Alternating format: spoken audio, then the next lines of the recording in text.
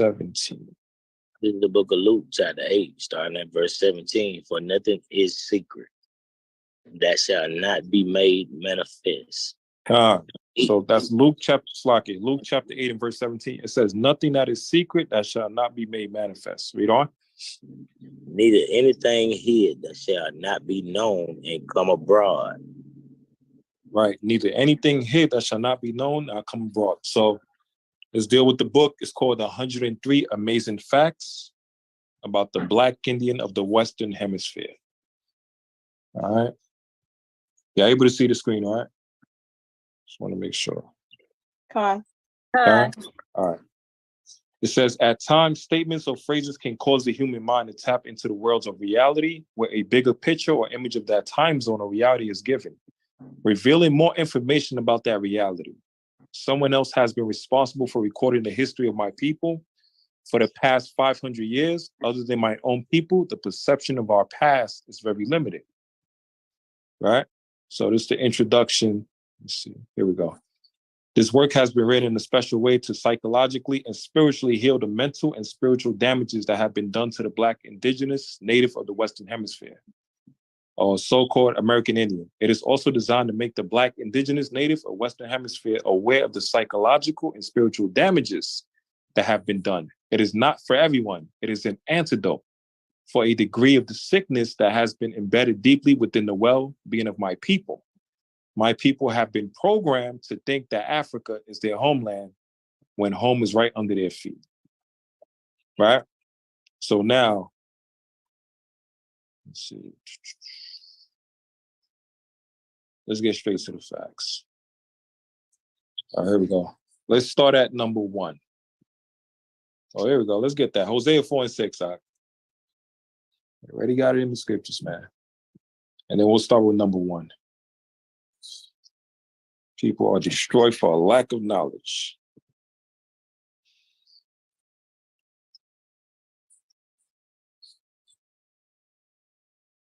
Let's get Hosea chapter 4 and verse 6. I'm getting the chapter 4 and this is the book of Hosea chapter 4 and verse 6. My people are destroyed for the lack of knowledge, because thou hast rejected knowledge. I will also reject thee, that thou shalt be no priest to me, seeing thou hast forgotten the law of thy God. I will also forget thy children. Now, this book is speaking about the Native and Seminole Indians. It's also speaking about the Hispanics as well, too, right? But the Lord said, my people suffer for lack of knowledge, right? Knowledge, information. And part of this information in this book is worth $250,000, right? And he said, you shall be no priest to me. Now, why is that important? Because the priests are supposed to be the men of Israel, right? We're supposed to be the kings and the priests of the Most High God on the earth as a representation. So from there, let's get Exodus chapter 19, just to prove that. So Gad and Reuben and Ephraim are supposed to be priests of Israel, right? Because the Lord said they're the men of Israel as well, too.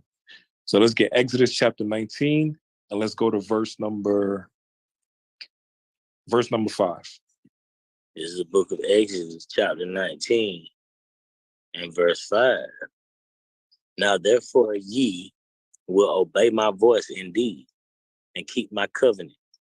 Then ye shall be a peculiar treasure unto me above all people, for all the earth is mine. All right, read on. And ye shall be unto me a kingdom of priests and an holy nation. These are the words which thou shalt speak unto the children of Israel. Right, so the Lord said Israel is supposed to be a kingdom of priests and unto all the nations, right? Now, pertaining to the priests is speaking about the men, right? The men basically pertaining to 144,000, 12,000 from each tribe of Israel, right? Now, from there, let's get Revelation chapter 5 and verse 10. So when the Lord said in Hosea 4 and 6, thou shalt be no priest to me, right? Because you don't know you're supposed to be a priest. You don't know you're supposed to be royalty in these days. You think you're just a Native American or a savage, right? But that's not what you are. You're better than that. So let's get Revelation chapter 5 and verse 10. This is the book of Revelation, chapter 5, verse 10. And has made us unto our God kings and priests, and we shall reign on the earth. Right. So the Lord said, made unto them kings and priests, royalty, and shall reign on the earth. Right. So now let's get to number 1. Y'all can see the screen, right? Just want to make sure. If it's too small, let me know.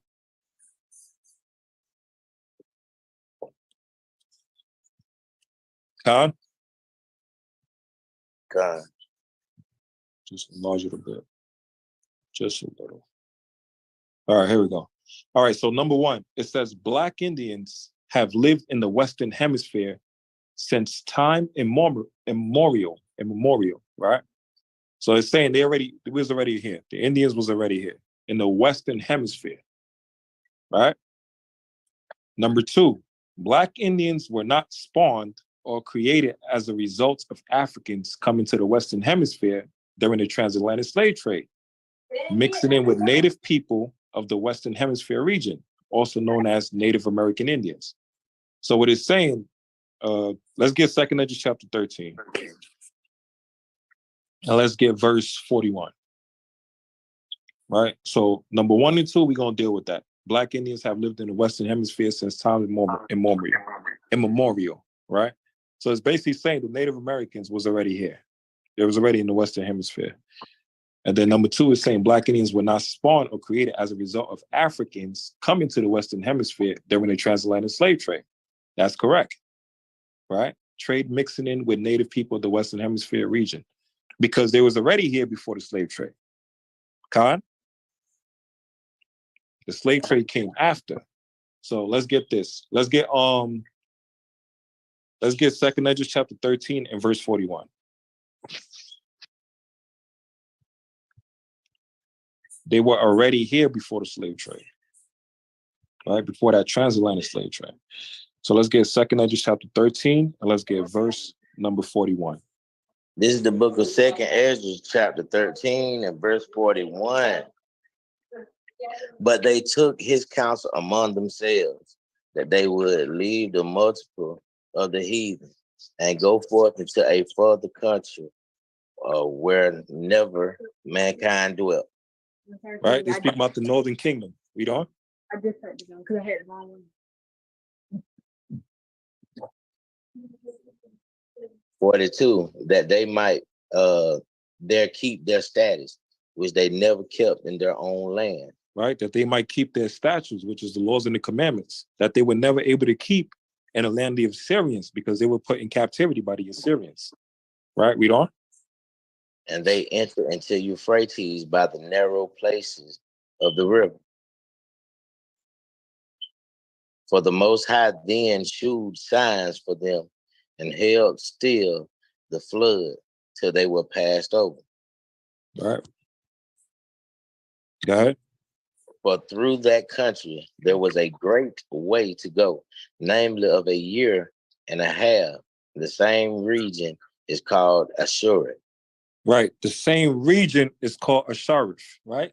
Now, let me show y'all on this screen. Let's see.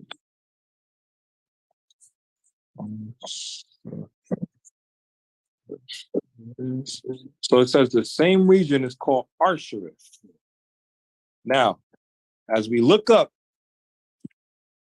if y'all can see the screen, if we look up right now, it says the name of the land beyond the great river, far away from the habitation of man, in which the 10 tribes of Israel will dwell, observing the laws of Moses until the time of restoration. According to 2nd Esdras 13 and 45, right? Look what it says. Columbus identified America with this land. Con?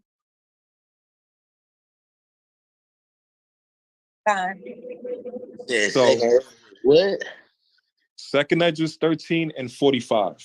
Yes, yeah. Okay. So that's a cut because you could look this up. That's why they say look these stuff up, man. A lot of people just say he say, she say, whatever. But when you look up the information for yourself, you know, it's a whole lot better, right? So it said Christopher Columbus himself deemed this land America, right? Because the land before was called what? Arsharif. And it said the Twin Tribes was already here. Huh? Man.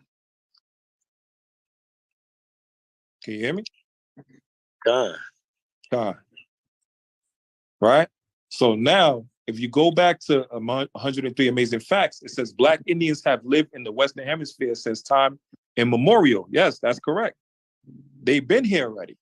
But when did they get here? The Bible is showing you how did they get here.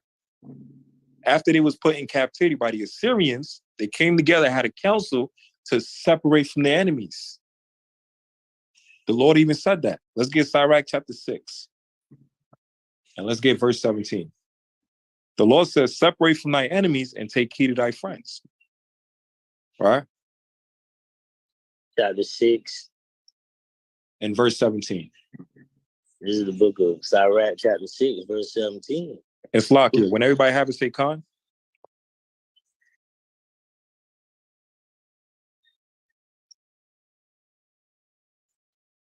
Everybody have it, say con. Con. And if you look at the information, www.studylight.org, right? It's showing you right here. This is the 1901 what? Jewish Encyclopedia.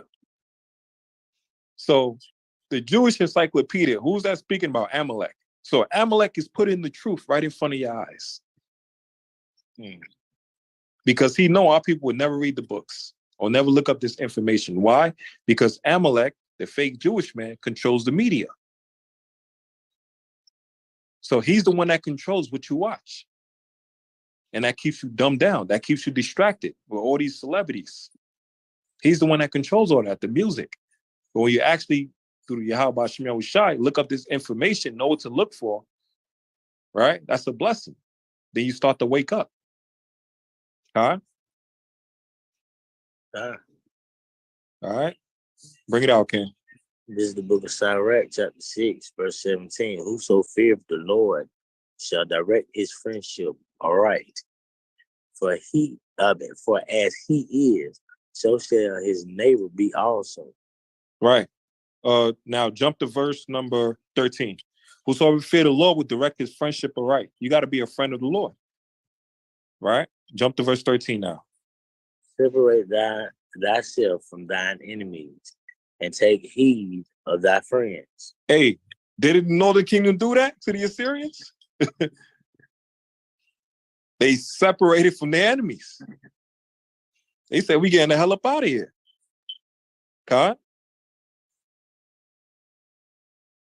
God. They separated from their enemies, right? And took heed of their friend. Who's their friend? Yahweh Shem Yahushai, the laws, the commandments, righteousness, right? Let's get Revelation chapter 18.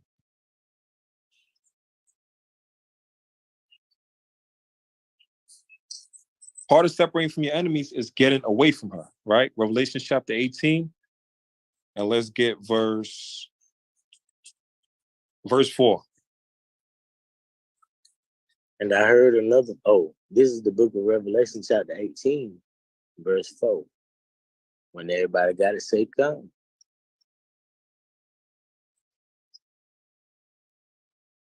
Let's get it, King. And I heard another voice from heaven. And I heard another voice from heaven saying, come out of her, my people, that ye be not partaker of her sin, and that ye receive not of her plagues. So how do you come out of her, his people? How do you come out of America? First, it starts mentally, right? You got to repent. You got to change your ways. You got to cleanse your ways. It's mentally. That's how it starts, right? Let's get Revelation Slakia. Let's get Psalms chapter 19. Let's get Psalms chapter 19. And let's get verse number 7. There's the book of Psalms, chapter 19, verse 7.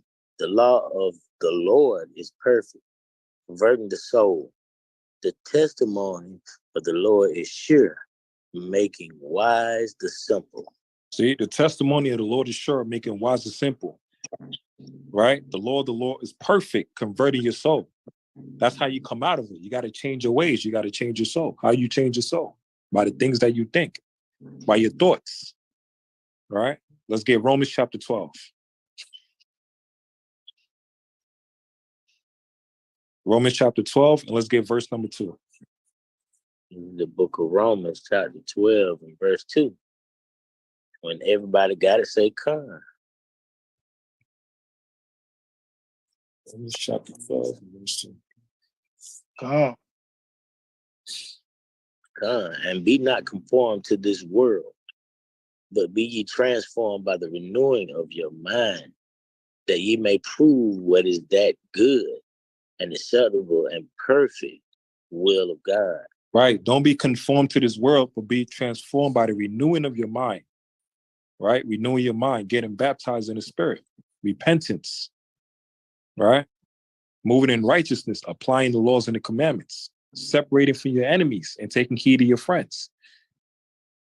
That's what the northern kingdom did spiritually first. Then the Lord allowed them to get away from their enemies physically. That's basically him saving them, getting them out of that captivity. Right? Let's get another one. Let's get 1 Kings chapter 8. Let's get 1 Kings. This is a classic one. Let's get 1 Kings chapter 8, and let's get verse 47. This is the book of 1 Kings, chapter 8. Slack it, King. Give verse 46. Give verse 46. This is the book of 1 Kings, chapter 8, and verse 46. If they sin against thee, for there is no man that sinneth not, and thou be angry with them, and deliver them to the enemy, so that they carry them away captives unto the land of the enemy, far or near. That's what the Lord did to the northern kingdom. Right? They sinned against the Lord, so he put them in captivity by the hands of the Assyrians. Right? And nothing new under the sun. Same thing happened again. Northern kingdom got put in captivity first, and then southern kingdom after. Same thing in these modern times as well, too. The Hispanics and the Americans got put in captivity first, and then the so-called blacks after. Right? I think it was around, 1419? And then after that, 1619. So it's the same cycle again. But what happens? The Lord brings the northern kingdom and the southern kingdom back together again in captivity. And then from there, he puts them two sticks together. And then they wake up and repent, and then they come out of that situation as the 12 tribes again. It's the same cycle again. So verse 47, read on. Yet if they shall bethink themselves in the land whither they were carried captives, and repent, and make supplication unto thee in the land of them that carried them captives, saying, we have sinned, and have done perversely, we have committed wickedness. Right? So if they repent, that's them waking up, repenting, confessing their sins, changing their ways, starting to keep the laws and the commandments. Because remember, 2 Edges 13, it says they wanted to separate themselves from their enemies so they could start to keep the laws and commandments in their own land. Right? So we're doing the same thing as well today. Israel's starting to wake up all around the world. So as that's happening, jump to verse 49 now. Then hear thou their prayer and their supplication in heaven, thy dwelling place, and maintain their cause. Right? So the Lord says he's going to hear their prayers, and he's going to maintain their course. How is he going to maintain their course? By bringing in the Savior to get them out of that situation. Now jump to verse 51. For they built thy people and thine inheritance, which thou broughtest forth out of Egypt, from the midst of the furnace of iron. Right. And Egypt symbolizes slavery. That's what it symbolizes. Right? We're in that jail cell. We're in this prison right now, which is America. In order for us to get out of this, we got to repent, come back to the Most High God, keep the laws and commandments of the Lord, and have patience and wait for Yahushua to come. He's the one that's going to get us out of this. God. Con. And the way he got them out of Syria is with what? Ships.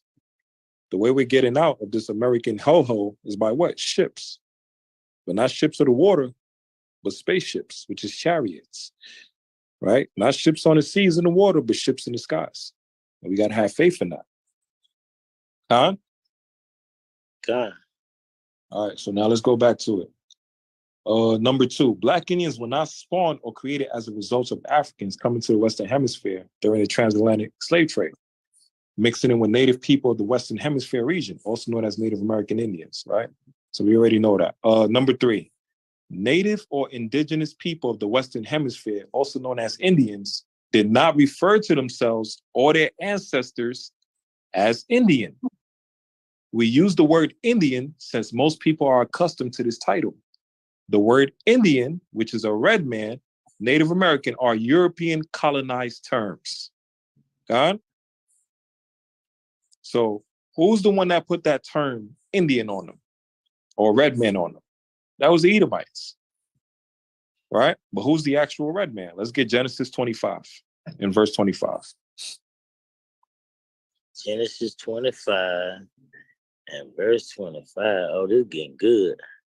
God, This getting right? real Who's good. the actual red man? Because Esau, he don't take no accountability for nothing, right? All the crimes that he commit, he puts it on somebody else. He blames somebody else. Even the terms, even their labels, their bywords, they'll put that on somebody else. He's trying to hide and trying to run away from the judgment that the Lord has set up for Cain in the book of Genesis. He's still trying to get away from that as Esau, right? But now as a robber, he's being found. Everybody's pointing the fingers at him. So let's get Genesis 25, verse 25. This is the book of Genesis, chapter 25, verse 25. And the first came out red all over, like an hairy garment. And they called his name Esau. Right. That's the red man. That's the actual savage. That's the actual beast, is Esau. But he'll put that term on our people to cause confusion. He'll paint our people as the villain while he's the hero. Right? So let's read on. Number 3, it says, Native or indigenous people of the Western Hemisphere, also known as Indians, did not refer to themselves or their ancestors as Indian. We use the word Indian since most people are accustomed to this title. The word Indian or red man and Native American are European colonized terms, right? So Esau is the one that put these labels. Well, let me show y'all something.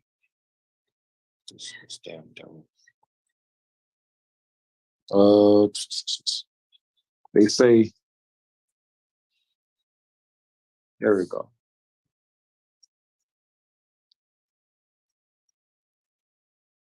So it's funny. Our people got so used to Esau's terms, right? If any of y'all watch football, this is the Washington Redskins, right? Y'all can see the screen, right? Con. Right. So if it's the Washington Redskins,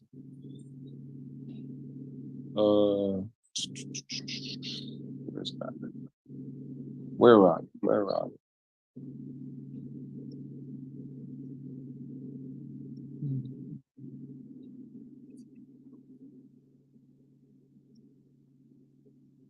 Does that like a redskin?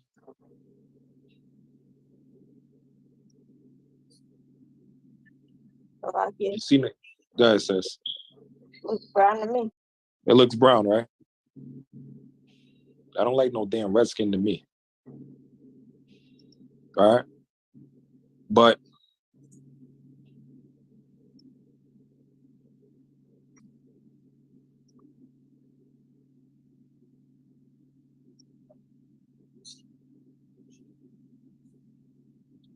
where's that video?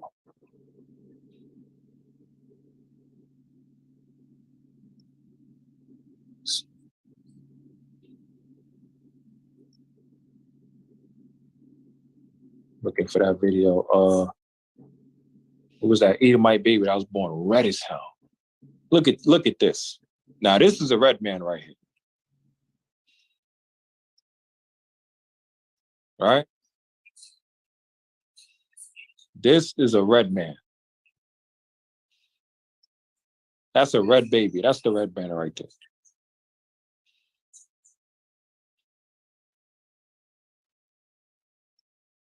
But there was another one, boy. Let's see if I can find this. Find this one.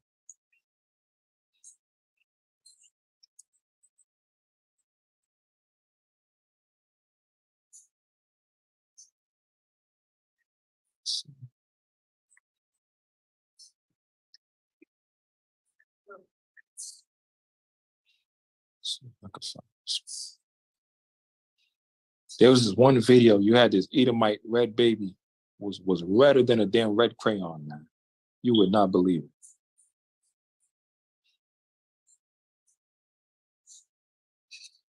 I'll look for it. Right? So Esau will put the term red on everybody else, or killer or thug on everyone else, when he's the actual thug and killer and murderer in the red man. Right? And it says, number 3, it says native or indigenous people of the Western Hemisphere refer to themselves by the way of tones, vibrations of expression. Your spirit said who and what you were. The name given to you was based upon what type of spirit you possess. Now, you see, it said they named their people after expressions, vibrations, right? Or the spirit that they had, right? The type of personalities that they had. Let's get Exodus chapter 2, because that's part of our customs too. Israelites' customs as well was when we named a child or a child of Israel, the name had a meaning, right? We didn't just pick random names. They all had a meaning, basically. Let's get Exodus chapter 2. Let's get verse 10. It's speaking about Moses. Exodus chapter 2 and verse 10. Yeah. And the child grew, and she brought him to Pharaoh's daughter, and he became her son. And she called his name Moses. And she said, because I drew him out of the water. Right? His name was called Moses because he was drawn out the water. And Moses symbolized him getting Israel across that Red Sea, out of oppression, out of slavery. Right? So when a child was named, when a person of Israel was named, it was for a meaning. There was a meaning behind that name. Right? It was a meaning behind that spirit. Let's get Matthew chapter 1. This is speaking about Christ. Let's get Matthew chapter 1. Let's get verse 21.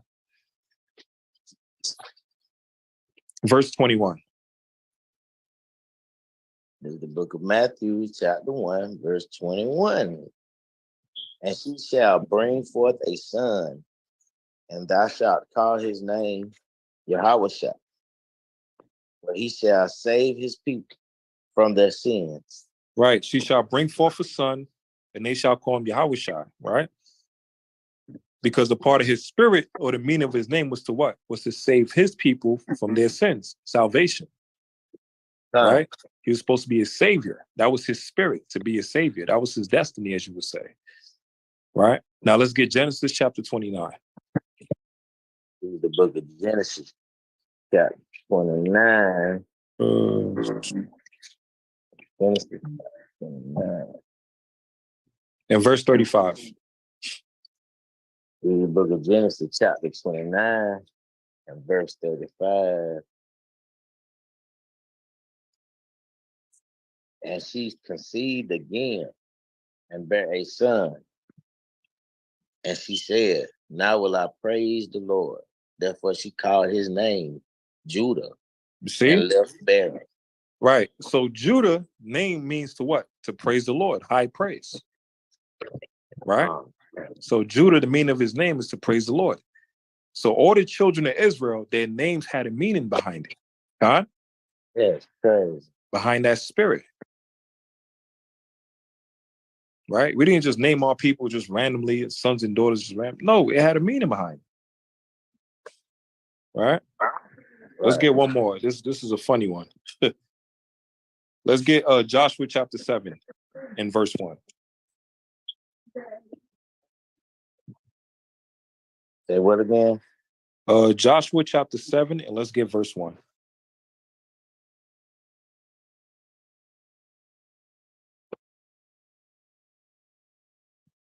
book of Joshua, chapter 7. This is the book of Joshua, chapter 7. But the children of Israel committed a trespass and the accursed thing.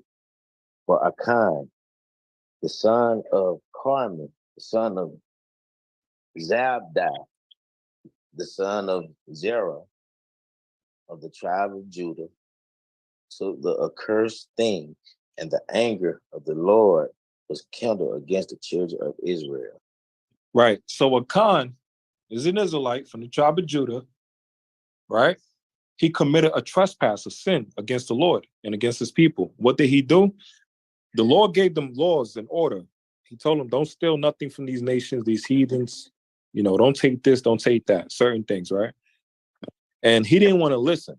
So he stole a garment, right? Matter of fact, let's get to it. Let's get verse number, because yeah, this man right here. Get verse 21, Ak. Let's see what Achan stole. And the Lord told him not to see any of these. 7 and 21. Joshua 7 and 21. This is the book of Joshua, chapter 7, verse 21. When I saw among the spoils of a goodly Babylonish garment. Right. So Achan stole a garment, a Babylonian garment, right? He's in a fly ass outfit.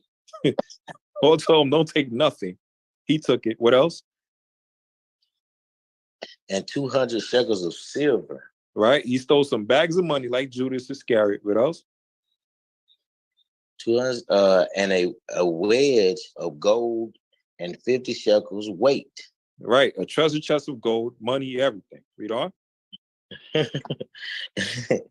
When I coveted them and took them, and behold, they are hid in the earth in the midst of my tent, and the silver under it. Right. So he covered what the other nations had.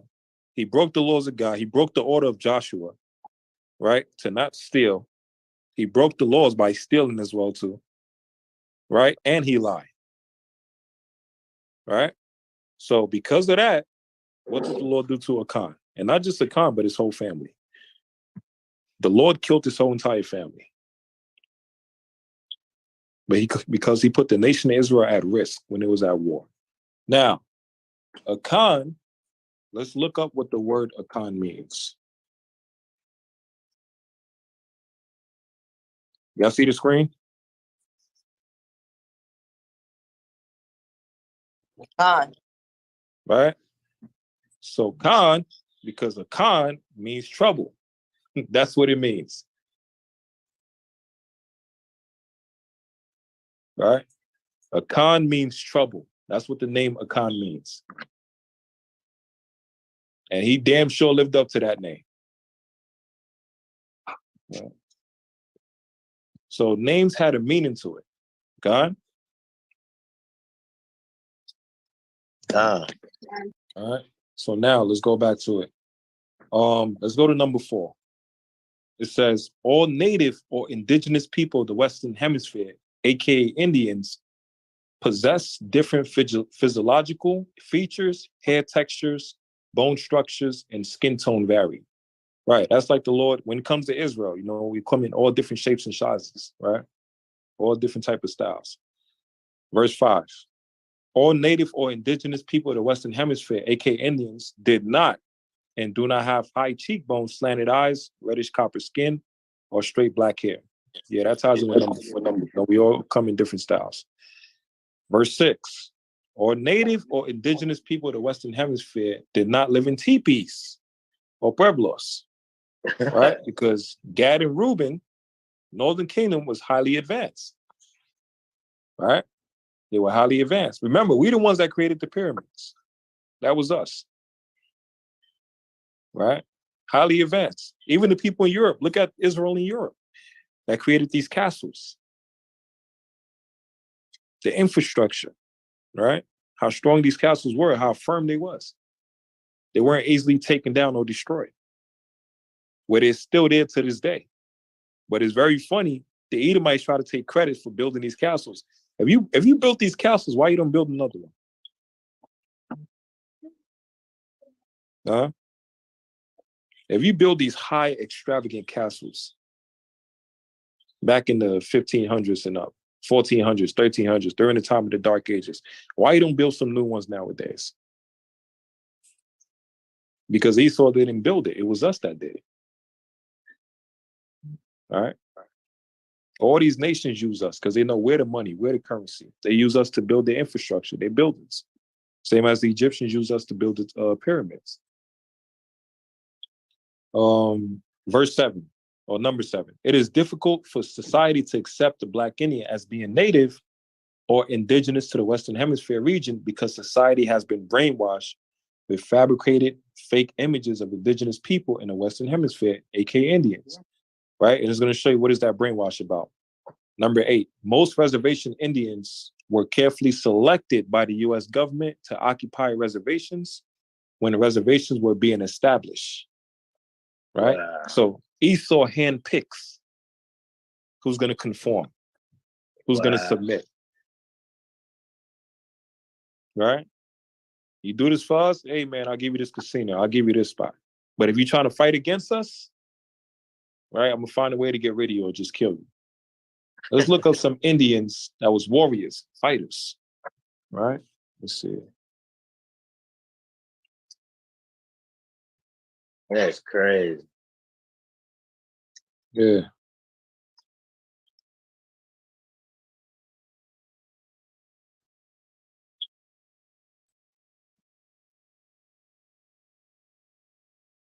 Let's look at this. Because the Indians weren't no cowards. You know, Esau would tell that story, you know, the Pilgrims and the Indians, and, you know, everyone was all friends. That's a damn lie. They were no cowards, man. And look at this right here. Let me show you this one. So many good ones.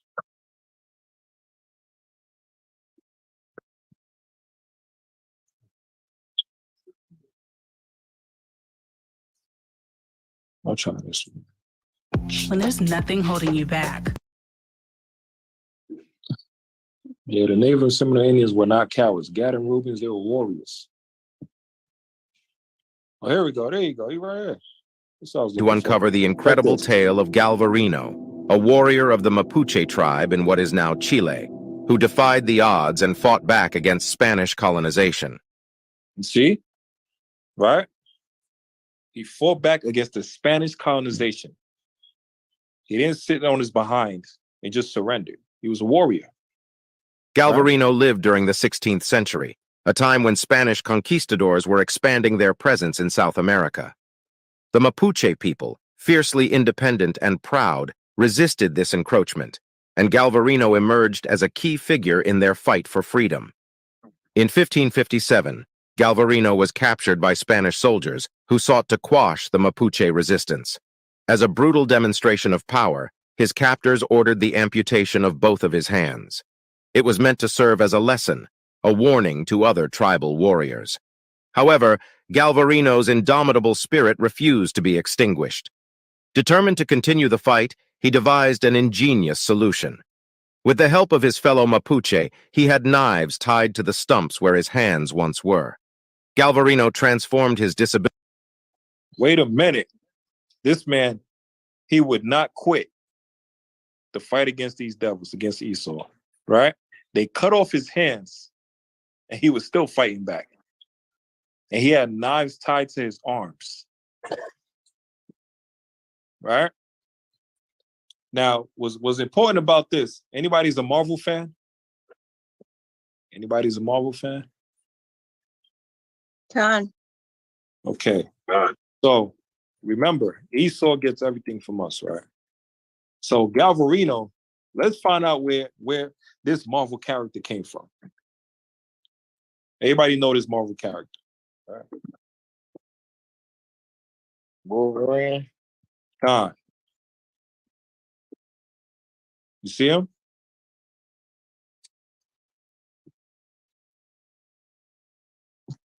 Con.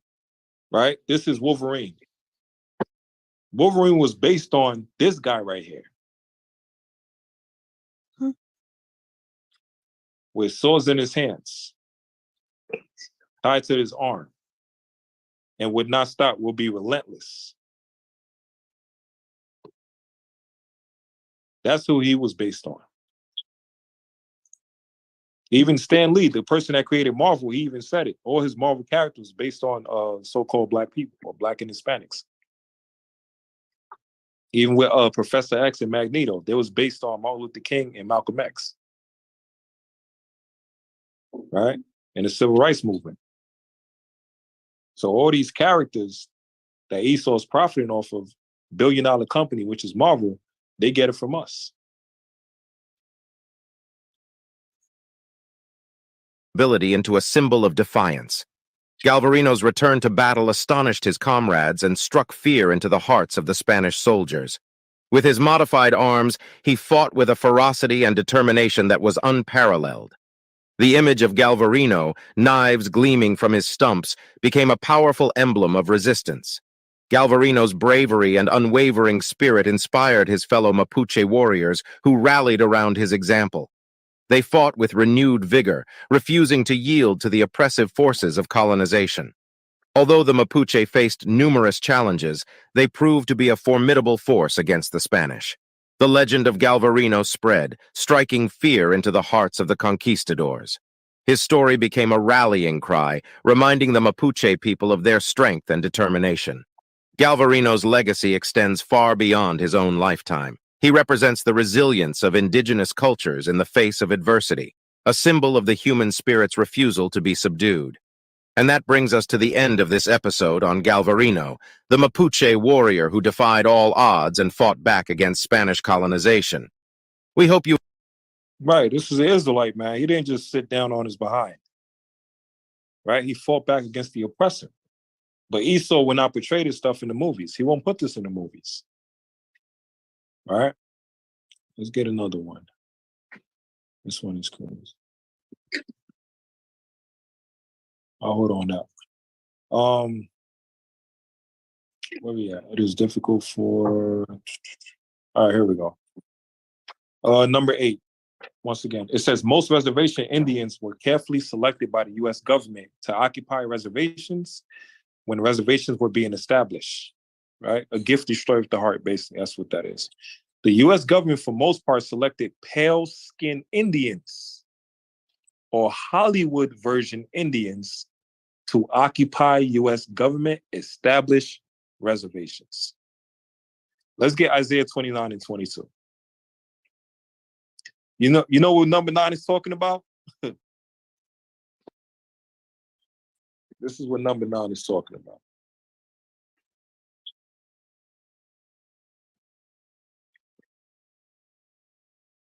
Y'all see the screen?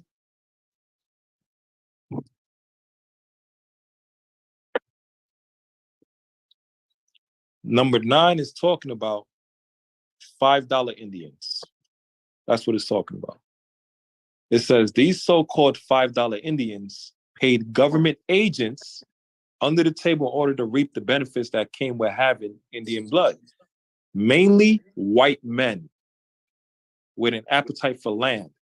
$5 Indians paid to register on the Dawes Roll, earning fraudulent enrollment in tribes along with benefits inherited by generations to come. So this is speaking about white men, right, that label themselves as the Indians. Right? So that's still Esau. So look at this. Number 9 again.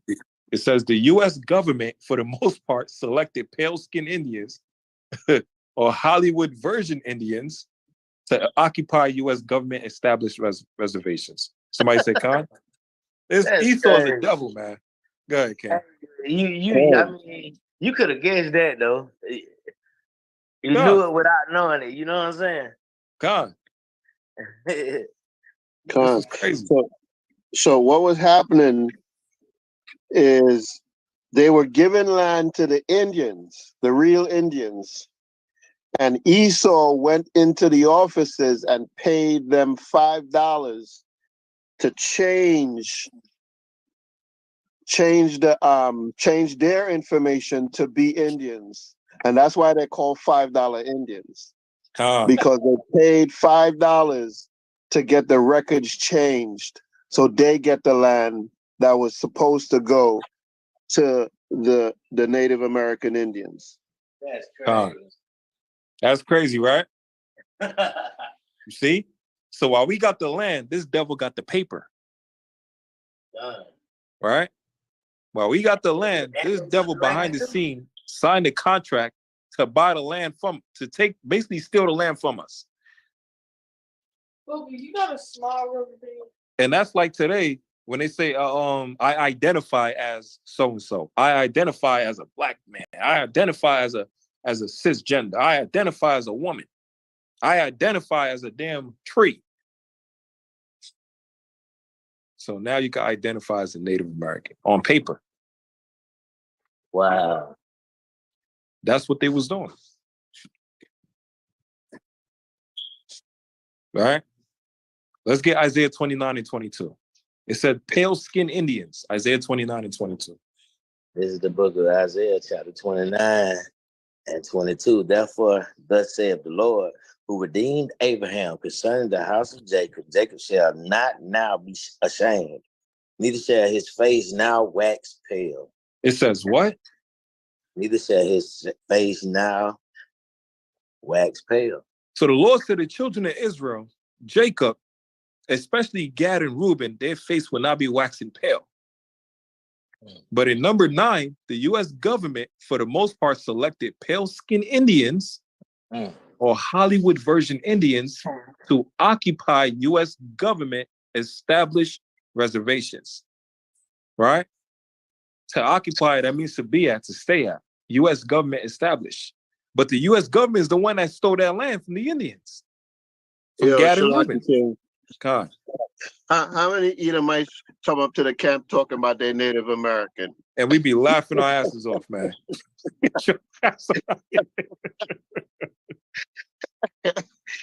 Right? They talk about their Native American. Right. You want to beat them over the head with the staff. Get your goddamn out of here, you damn thief.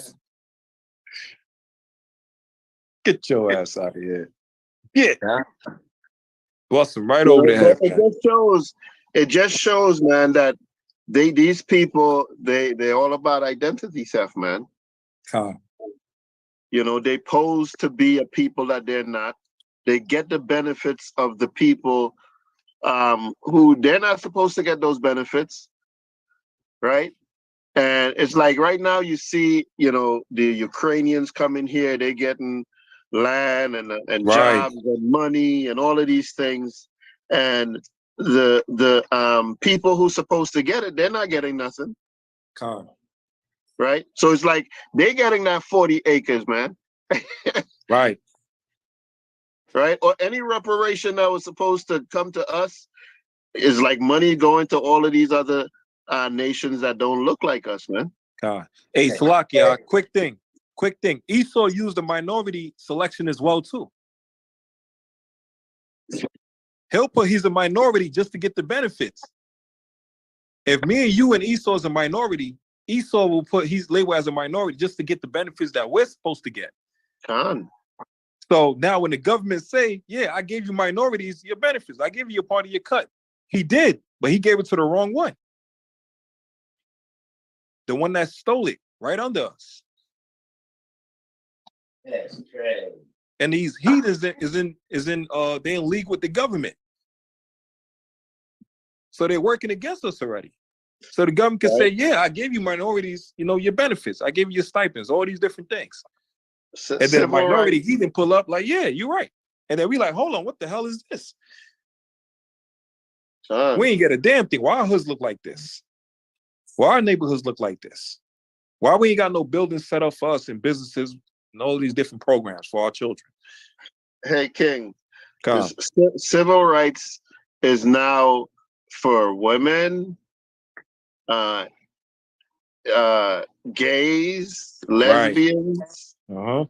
You know, handicap. Right. It didn't start it for those people. It was for Black people.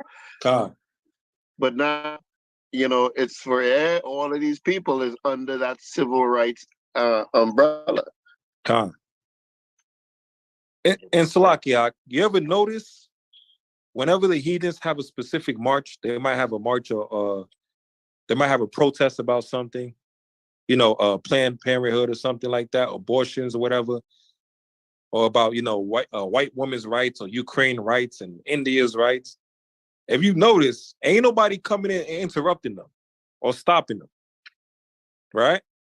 They say, hey, they talking about Indians' rights. All right, that's their own thing. They talking about East Indian rights or African rights. That's their thing. Or Chinese rights. Stop Asian hate. That's their thing.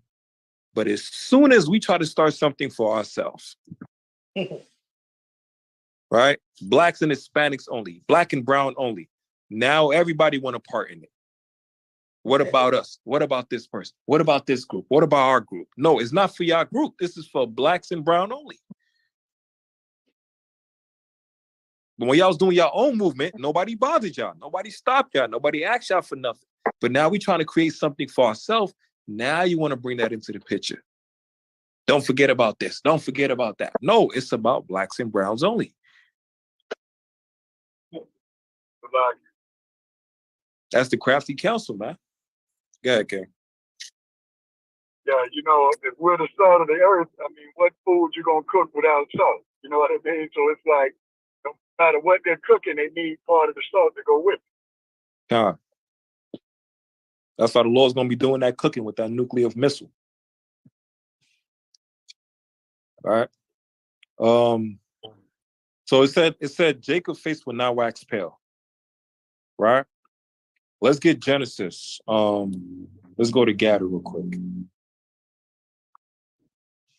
Let's get Genesis 49. Matter of fact, let's get Genesis 30. Let's go to 30 first. 30 and verse 11. This is the book of Genesis, chapter 30 and verse 11. And Lee said, a troop cometh, and she called his name Gad. Right, a troop cometh. So Gad is a warrior. Their tribe is a people of warriors as well, too. Right? So Leah said, a troop cometh, and she called his name Gad. Right? So let me show y'all this video. What is a browser? A browser is your window to the internet. It's where you access your search engine, stream your favorite shows, read the news. On May 5th, 1877, Crazy Horse and a group of his fellow warriors rode into the Red Cloud Agency near Fort Robinson, Nebraska. Weary from years of battling the colonizers' military across the Midwestern plains, they had come to surrender. See? Years of battling the colonizers. Years. Right? They fought back against Esau and these Spaniards, but nobody talks about that. Esau ain't gonna bring that up. All right? Crazy Horse had become one of the most legendary warriors in Sioux history, but not even he could stop the westward push by the colonizers that resulted in thousands of his people either losing their lives or being forced onto reservations. But the story of Crazy Horse wouldn't end with his surrender. There was one more chapter left in the life of the mysterious and fearless warrior who put his life on the line in battle after battle in the wild fight for the West. Welcome back to Nutty History. Today, we're exploring the wild, controversial story of Crazy Horse, the Sioux warrior who took on the mighty U.S. government.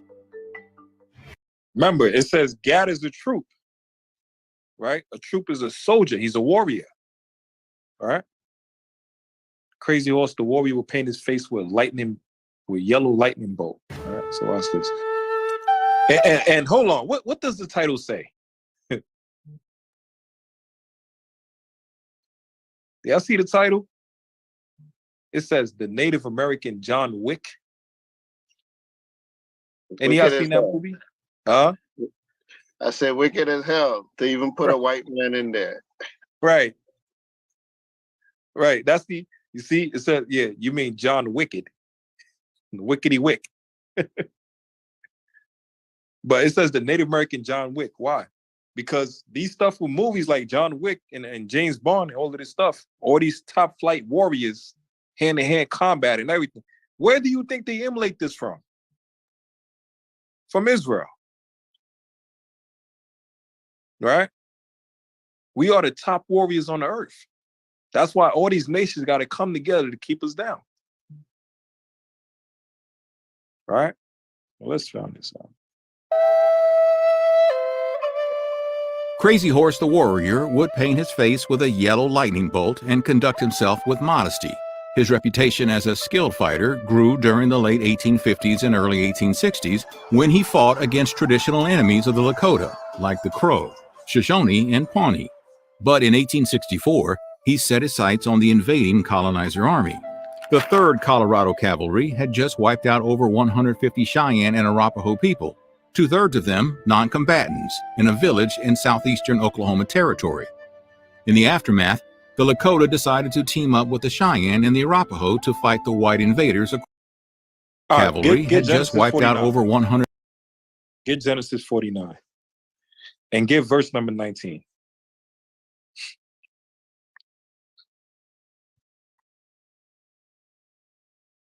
As the video is going, it's showing you prophecy. Right? It said Crazy Horse. He had a painted yellow lightning bolt on his face. Right? Speaking about his skills, his speed, agility, hand-to-hand combat, a warrior. All right? Let's get Genesis 49 and let's get verse 19.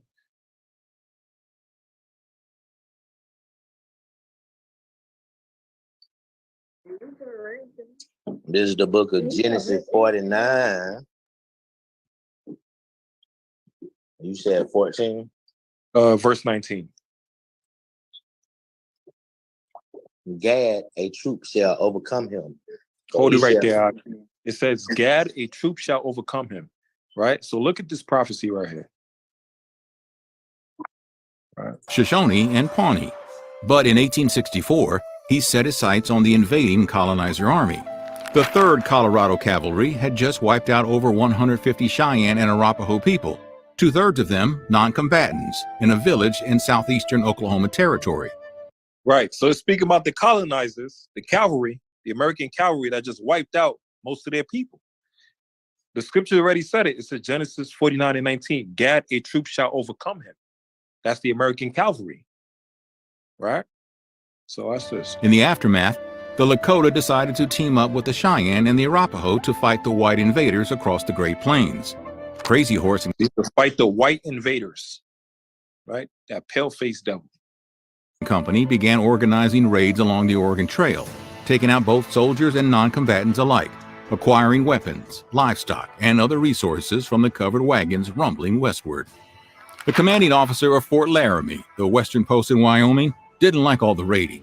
Colonel Thomas Moonlight decided to fight back, but ended up being a pretty inept commander.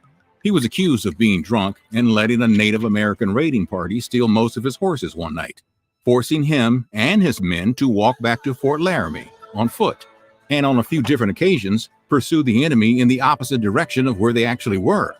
Moonlight then decided to dangle in midair 2 Oglala Sioux men in front of Fort Laramie for everyone to see, where they stayed suspended in the air for months. Then he decided that the 1,500 or so Lakota and Arapaho living near the fort needed to be moved to Nebraska, to territory controlled by the Pawnee, fierce enemies of the Lakota and Arapaho.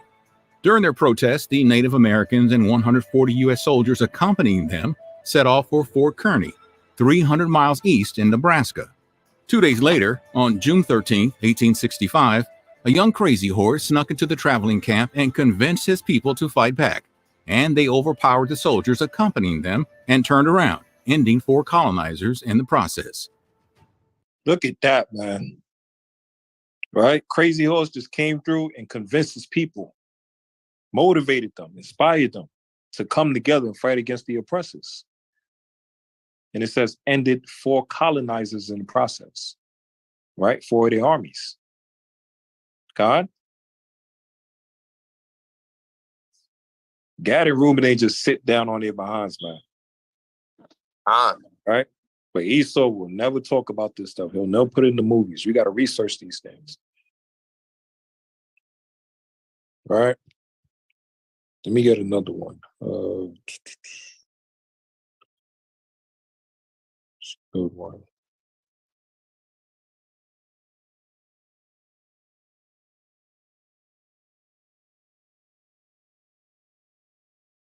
Let's get 1 Chronicles chapter 12. And let's get verse 8.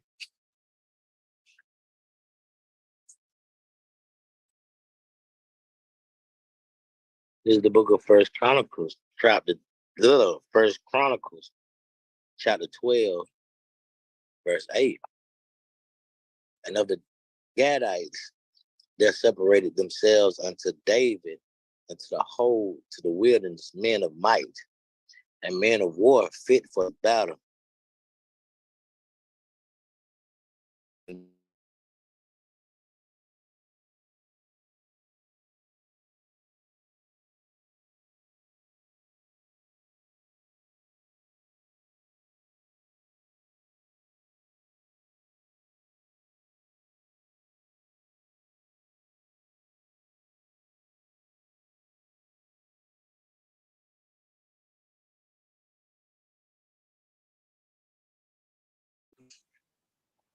Can you hear me? Shalom.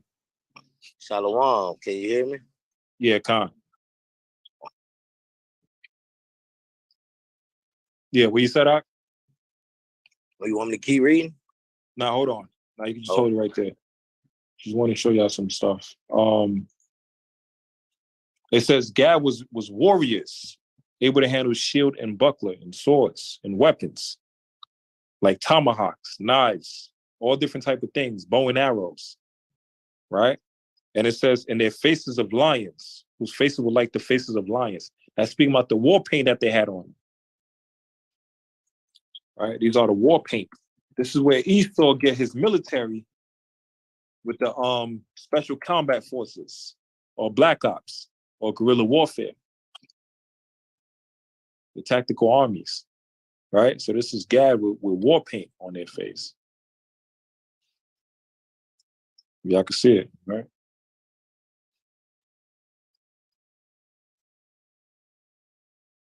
See, this is done with the war paint on. Ready for war against these devils, man. Right?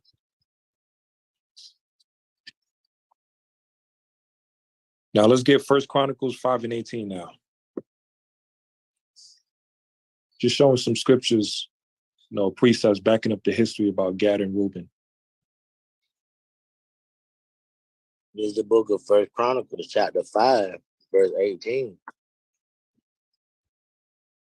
The sons of Reuben and the Gadites, and half the tribe of Manasseh, of violent men able to bear buckler and sword, and to shoot with bow, and skillful in war. Hold it right there, King. Hold it right, King. It says they were valiant men, able to bear buckler and sword, right? And to shoot with bow and skillful in war. When it said to shoot with bow, it's speaking about with bow and arrows. Right? They were nice with the bow and arrows. They were nice with all these type of weapons. Multi-talented. They were speaking about also with bow and arrows. Find this one. Shalaki. Go ahead, King. Anybody know what a buckler is? And the difference between a buckler and a shield?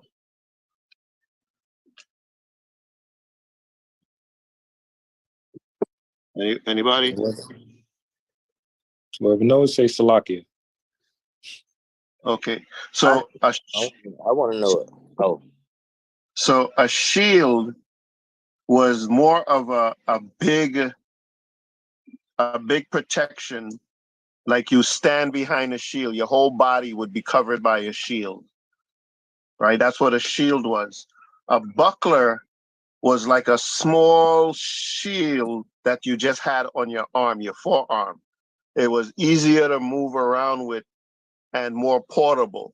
So if you're going to fight somebody hand-to-hand combat, you would have a buckler on one hand and your sword in the other hand. So like they strike at you, you raise up your buckler and you could actually fight with that. So that's the difference between a shield and a buckler. A shield is big, your whole body could be protected by a shield from shooting arrows and stuff. But a buckler was more like something you had in your hand. You can brace a sword coming at you, things like that. It's more like straight up hand-to-hand combat. So when the scripture talks about men knowing how to use shield and buckler and sword and bow and arrow, that's a seasoned soldier. somebody who could definitely go straight up at you, hand-to-hand combat in battle. Khan, King. Hand-to-hand combat, precision, right? Like Psalms 144, David said, the Lord teacheth my hands to war and my fingers to fight. So this right here is the scene. You know what? Got to put it on mute so they don't give us a copyright strike or something. But this is a scene right here from New World.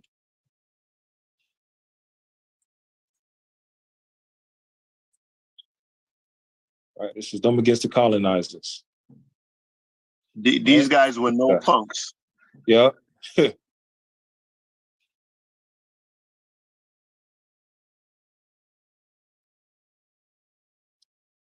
Look, see?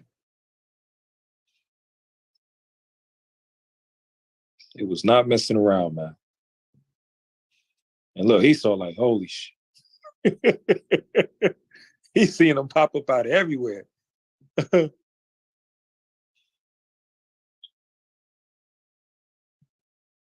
You see, Esau with the guns.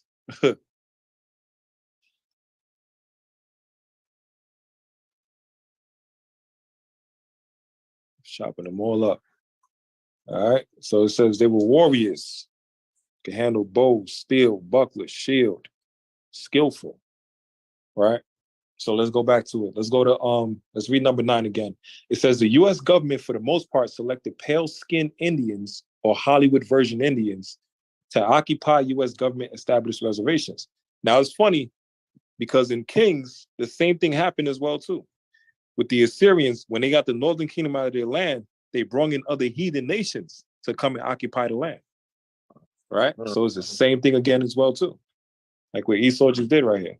Verse number 10, the US government selected a certain physiological type of native, aka Indian, to promote to the world as this is a real Indian, as well as this is how a real Indian looks. That ties into what? The media. Right? And remember, I think it was, what was it, verse 7? Was it pale skins? That's number 9. That's number 9. Yeah, number 9. Remember, it said they picked the pale skin Indians.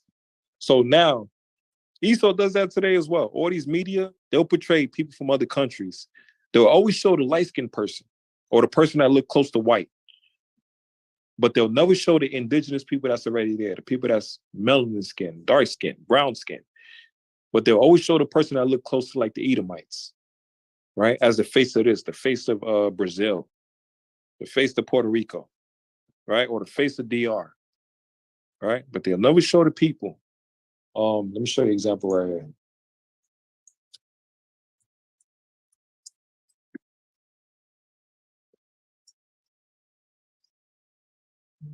Let me see. Right.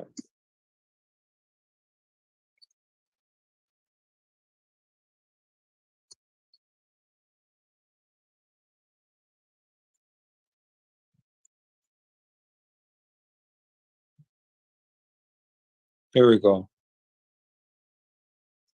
Where is that?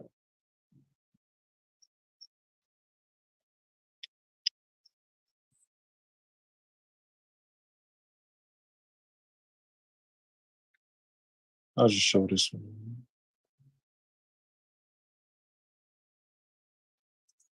All right, here we go. So I'm posting this because this week I subscribed to Father taught her just African populations outside Africa and Brazil. And they confuse people. And I think this is what is in their educational curriculum, where Brazil, making up about 75% of mixed ancestry, you belong to a group called Pardo. Then they also have other groups. Branco refers to white people. Preto refers to black or Africans. Then they have other terms like indigenous, meaning indigenous people of Brazil. And the largest group in Brazil, making up about 75%, is the Pardo, of course, the mixed people. And now this gives them the reason to classify black people or Africans in Brazil as just 16 million. And they also go ahead to say that the blacks or the Africans are only those found in hinterland or villages or rural areas, normally called the Quilambos, which were settlements by African slaves. They fail to recognize that there are a large population of black people in cities.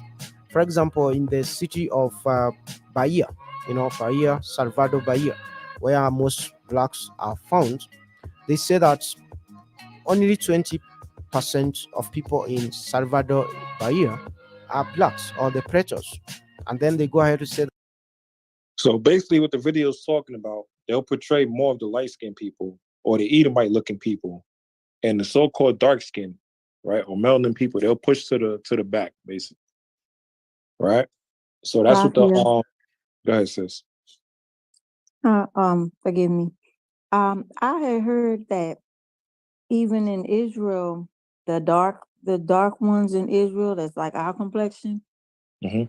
that those are the ones that never ran away when they were supposed to leave Right. before Roman persecution. Mhm. That there's those the ones that's still the ones that's still there. That's them. Is that so? I mean, I don't know because I never really Yeah, really researched that. I could believe that. I could believe that. Let's get Isaiah chapter 11 real quick. Let's get Isaiah chapter 11. Because the Lord said Israel is going to be scattered all over. Even in lands like Egypt, even our people being in Egypt.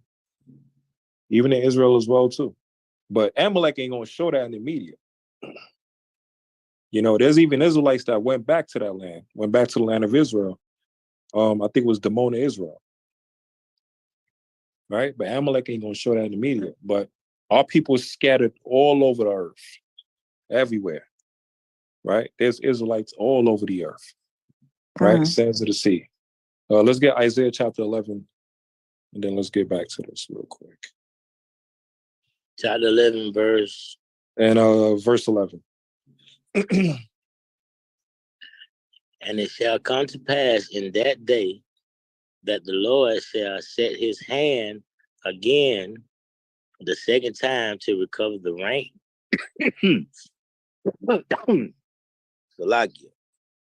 The raiment of his people, which shall be left from Assyria, and from Egypt, and from Pathros, and from Cush, and from Elam, and from Shinar, and from Hamath, and from the islands of sea. Right. So that's basically being scattered all throughout the earth. That's basically what it's talking about. Read on. And he shall set upon ensign for the nations, and shall assemble the outcasts of Israel, and gather together the dispersed of Judah from the four corners of the earth. You see? And the dispersed of Judah, right? The southern kingdom, from the four corners of the earth. Right? North, south, east, and west, part of the whole earth. Khan? Khan. It didn't say from the north side or the four corners of America. It said from the four corners of the earth. Right? Khan. So our people are scattered everywhere. Khan? Khan. That's the promise. That's the part of the sands of the sea. So when that second hand is tying into them chariots. When them chariots come, boy, it's gonna be wild, man. Right? So let's go to let me see. Number 11. All right. On the 103 amazing facts of the Black Indians, it says the dark-skinned natives indigenous to the Western Hemisphere. Check this out. Indigenous to the Western Hemisphere, aka Indians, right? And the word Indian means savage, which our people is not. Right? That was put on us by the Edomites. Were reclassified during the 17 and 1800s as Negroes and coloreds. Khan? This is the trickery and the witchcraft of Esau. You gotta read that again. Break that down. This is the trickery and the witchcraft of Esau. Right? So remember I said earlier in 2 Judges 13, there was already Israelites here. The northern kingdom was already here. Go ahead, King. Could you read that again? God. Number 11, it says the dark-skinned natives, indigenous, that means they belong to this place. This is their homeland right now. To the Western Hemisphere, aka Indians, were reclassified, right? Reclassified during the 17 and 1800s as Negroes and coloreds. Right? Shemai, you want to break that down? That's literally what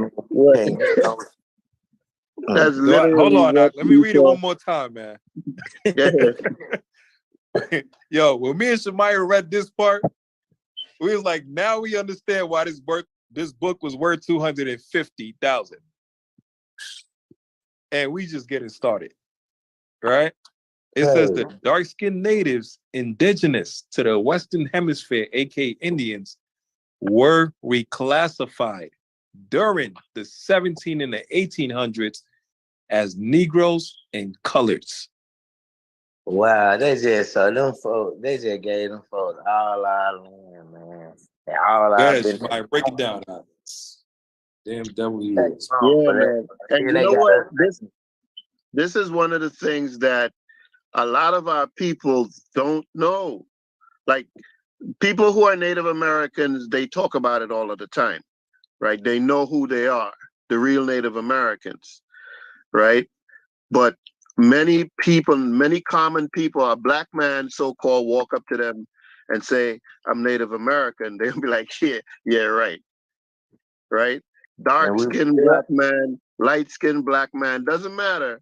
Woman walk up to them and say, I'm Native American. They'll be like, yeah, whatever. But that's who they really are. Esau literally says, oh, you know what? You're no longer Native American. We're going to classify you as black, as Negro, right, as African. Wow. And that's the history. That's the history that we know. That anybody who is dark skinned is African or African American. And when they say, hey, I'm Choctaw, I'm this, I'm that, like, whatever. We think based on the cowboy and Indians movies that we used to see, those are what Indians look like. And that's why Arya keeps saying the Hollywood Indians. Because the movies we see, all of those people that they painted up as Indians are white men. You ain't see no black person, so-called, in none of these cowboy and Indian movies playing or portraying themselves as Indian. So that's the brainwash that we have, thinking that Indians look like, white men with feathers in their hair. Go ahead, King.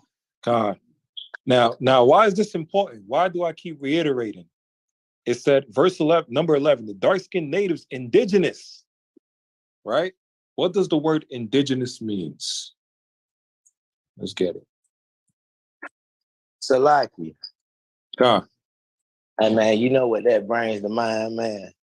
And I don't know if it applies to y'all like up north in the northern states, but one thing about down south is every black person, every black family down here, if you ask them about their history, who their ancestors was, like their great-great-daddy, great-great-grandmama, every last one of them, I say, well, my mama say we got Indian in our blood. Come on. You feel me? That's I don't know. what I was Do that about to apply say, to y'all up there?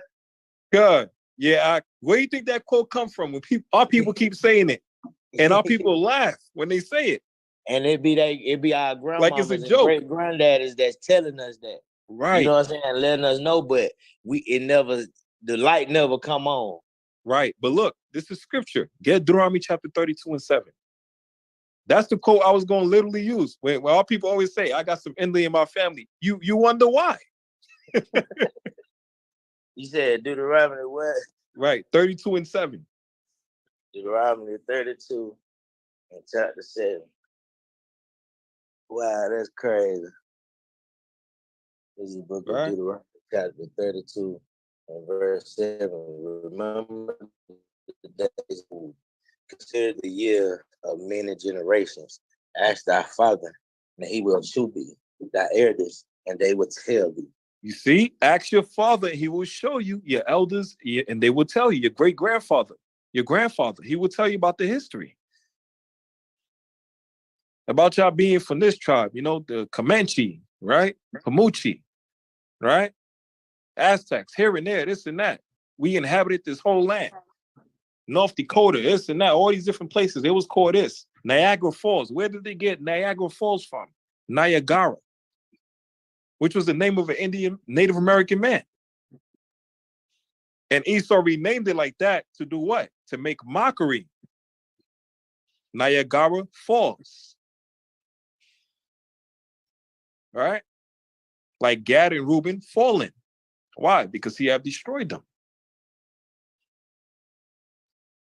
Look at this. It says indigenous. Indigenous means originating or occurring naturally in a particular place. Native. Right? So when Esau calls you a Native American or Native Indian, he's calling you a native savage. Animal. Number 2, of people inhabiting or existing in the land from the earliest times or from before the arrival of colonists. Wow. That's what it means to be indigenous. Khan? That's crazy. So the land was already Gad's and Reuben's. And it showed from the Bible, from history itself, 2 Edges 13. How did they get here? And then we went to the encyclopedia, the Jewish encyclopedia, and it showed Arshrif, which Columbus named today as America. When he got here, he was the colonizer. Salaki. Go ahead, King. Is it safe to say that most people most of us Israelites in America that think they Judah may be Reuben and Khan, you know what's beautiful about that, Ak? Everybody looking for Gad and Reuben, not knowing Gad and Reuben's right in front of your damn face. Most of us that think we Judah. Right, most that think that they're Judah, they be Gad and Reuben. Why do you think these prophecies is happening this fast? Because the election is about to all be sealed. It's gonna be crazy. You're gonna be like, wait, hold up, 12,000. There's ain't no way in hell there's gonna be 84,000 elect men. 144 out of the 144,000, 84,000 gonna be all Judah, men of Judah. No, it's 12,000 the Lord said from Judah of the 144,000, and then the rest gonna be 1/3 of all Israel, right? 12,000 from each tribe. So if people's looking like, yo, hold on, damn, we gotta wait for Gad and Reuben, they were like, damn, this shit gonna take long as hell. Because the ones that you're looking at thinking is Judah is actually a Gadite and a Reubenite, and he don't even know it. That's something right there. Why you think these prophecies is happening like this? America collapsing like this. All the nations is gathering. People of Africa are starting to unite. All the presidents of Africa are starting to unite with Russia. Ethiopia just signed in with the BRICS, and that's in Ezekiel 38. Where Gog and Magog is going to be a shield for Ethiopia and the rest of the Hamites and other nations. That's literally happening right in front of our eyes. But why is these prophecies happening? Because the Lord is gathering the 12 tribes of Israel first. So he's gathering Gad and Reuben with everybody, and people don't even know who Gad and Reuben is, because they don't even know they're probably Gad and Reuben, because they have been reclassified. That's crazy. All right. And he's just one of millions of books, man, that like, damn. So check this. Remember, it said, remember the days of old, ask the fathers, they would show thee, and the elders, and they would tell thee. Tell about the history, verbal history, right? Pass it on down to family of family. Get Deuteronomy chapter 32 now. 33 now.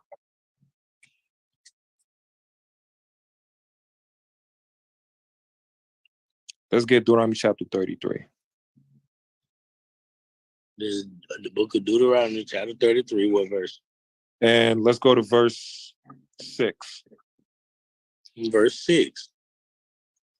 Let Reuben live and not die, and let not his men be few. It says, let Reuben live and not die. Reuben, speaking about the Seminole Indians, they travel all over different places, right? They fought to the death. They're warriors. They fight to the death. They don't give up. Same as Gad. They're warriors, right? They're still here, right? This is a prophecy. Deuteronomy 33 is a prophecy about these times. Genesis 49 ties in with Deuteronomy 33. They go together. Talking about the prophecies of the 12 tribes. Read on. And this is the blessing of Judah. And he said, hear, Lord, the voice of Judah, and bring him unto his people. Let his hands be sufficient for him, and be thou an help to him from his enemies. Now, read, yo, this one is heavy. Verse 7, read verse 7 again. It said, here's the blessing of Judah, right? Read on, read verse 7 again. And this is the blessing of Judah. And he said, hear, Lord, the voice of Judah, and bring him unto his people. Hold it right there. Hold that right there, right? It said, bring Judah again to his people, right? Now, if you look at the screen, it said the transatlantic slave trade, the Atlantic slave trade, right? So it's showing you the Atlantic slave trade, vast majority of those who were transported transatlantic. And it said what? In the Middle Passage, it existed from the 16th to the 19th century, right? Now, it said from the 16th to the 19th century.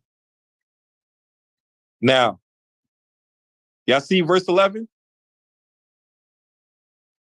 It says the dark-skinned natives indigenous to the Western Hemisphere, that means they was already here, the Indians, were reclassified during the 17th and 1800s as Negroes and colored, right? So check this. It's showing you the transatlantic slave trade. It said it started from the 16th to the 19th century, right? But remember, Gad and Reuben was already here, right? Khan? I'm listening, Khan. Right. So if Gad and Reuben's already here, and then you bring Southern Kingdom, you bring Southern Kingdom here around the 1600s, when Gad and Reuben was already here around damn near 1300s or even earlier than that. But you bring Southern Kingdom over here and so-called Negroes or Judah, Benjamin, Levi, and then you classify everybody here as Negroes. Wow. Even the Reubenites and the Gadites that was already here. So now they're classified as black when they're not black. And that's how we got that. Khan.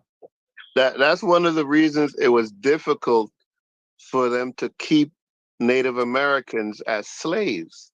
Khan, because they knew their history. They knew their history. They knew the land. They knew the land, Doc. That's what's crazy. Khan, you can't keep me captive in a place I know. I know where every quicksand is, where every river is, where every rock is, where every cave is. You can't keep me a slave here. Khan. I could disappear right in front of you. Telling you. So,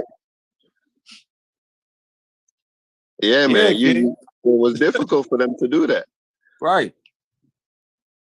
That's powerful, Doc. So if y'all look at the screen, look. All right. This is 1769. This is a poster, 1769, to be sold on a cargo of 94 prime healthy Negroes, consisting of 39 men, 15 boys, 24 women, and 16 girls. Just arrived in the Brigantine Dembia, Francis Bear Mafta from Sierra Leone. Right? These are Israelites that was brought from Sierra Leone to South Carolina.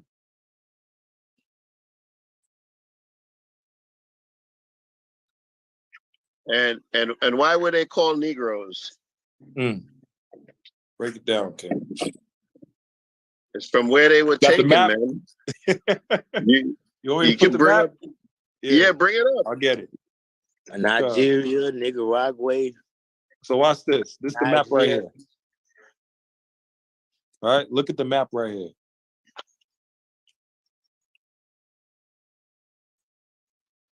The map was called Negro Land, and this was at West Africa.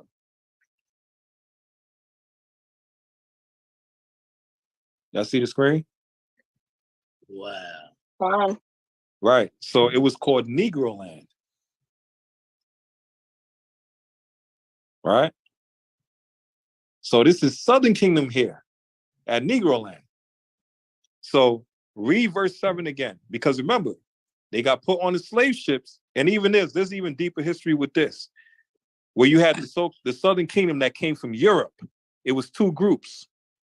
One that came from Europe with the people of King James, that were kings in Europe, in England, in Scotland, in Britain, right? Britain was ours. We discovered Britain. We discovered England. The whole England was ours. We discovered that. That was part of ours too. We literally discovered that land. That was ours. That's why I was talking about earlier about the castles. If the Edomites and the heathens are the real kings of Scotland, why the hell you haven't built no new castles to this day? Because we were the actual kings and the princess and the princesses and the princes of those lands. That was ours. We built them things.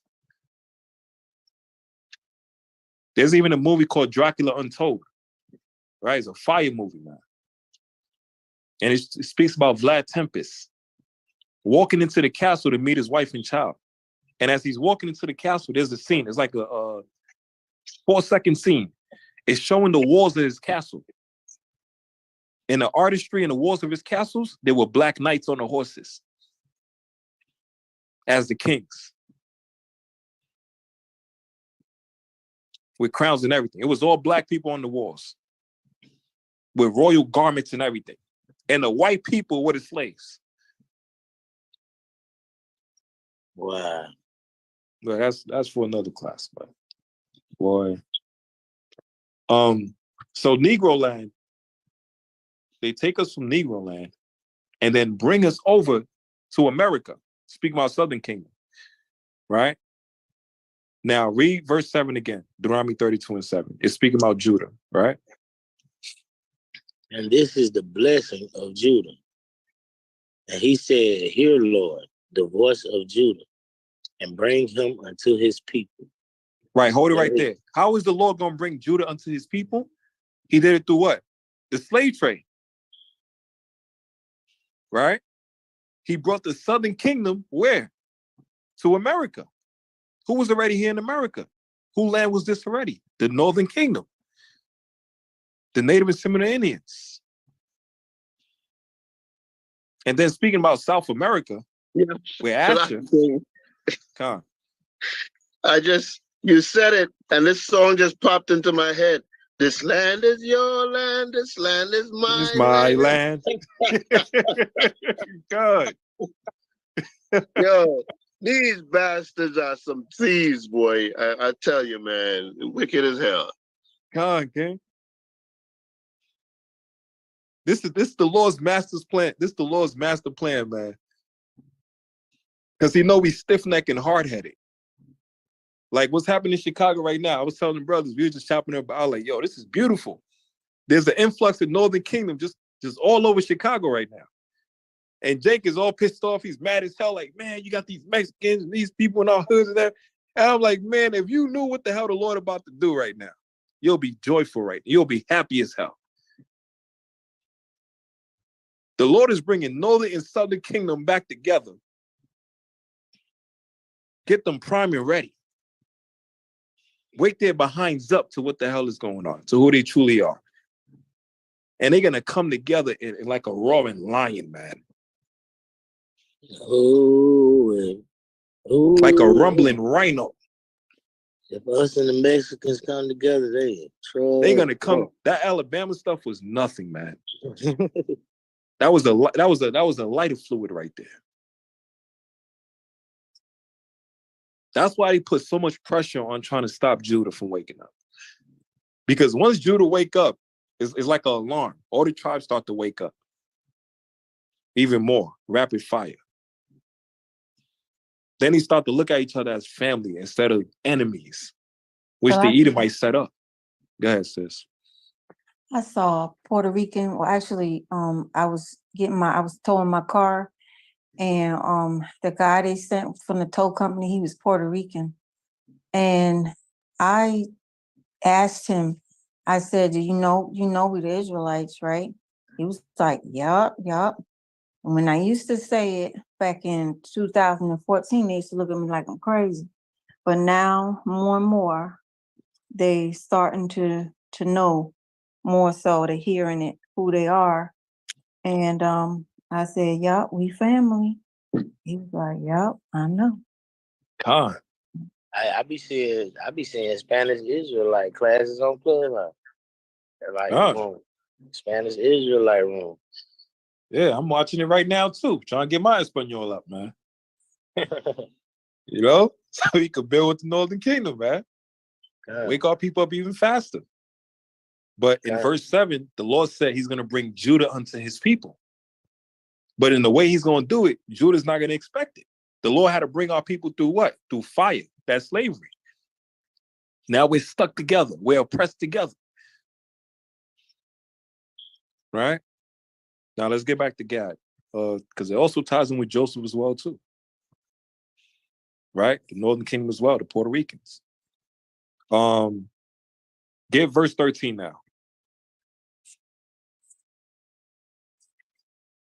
Deuteronomy chapter 33 and verse 13. Oh, Slakia. Read verse 7 again, man. Let me finish.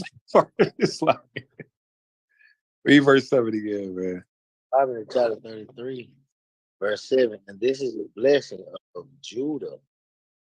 And he said, hear, Lord, the voice of Judah, and bring him unto his people. Let his hands be sufficient for him, and be thou and help to him from his enemy. Right. So the Lord says he's going to bring Judah unto his people, unto his nation. Right? It's not a coincidence, man. Us black people all around us. We got Issachar, Mexicans all around us, Dominicans, right? Haitians, Benjamites. And it's funny. They coming over here to America, and Esau try to indoctrinate them to hate us. But as they seeing stuff go on little by little, it's going to start to backfire on these Edomites. And we're going to start to understand each other and start to realize that we're family. We're starting to come back together. That's why he said, let his hands be sufficient for him. Right? Even with the uprising that we had with the Black Panthers. Right? Even the gangs that we created to defend our people first. The Bloods and the Crips, all these gangs was created to defend our people first. In Chicago with the BDs and the BDs and the GDs and the Vice Lords. Right? And the Black Gangster Disciples. All these different gangs that we had, it was all created first to help our people against our enemies, the heathens, the white man. But then Esau comes in with the CIA and infiltrates it, and he turns it inside out. And now we're going against each other, divide and conquer. But the Lord is going to turn it back against him.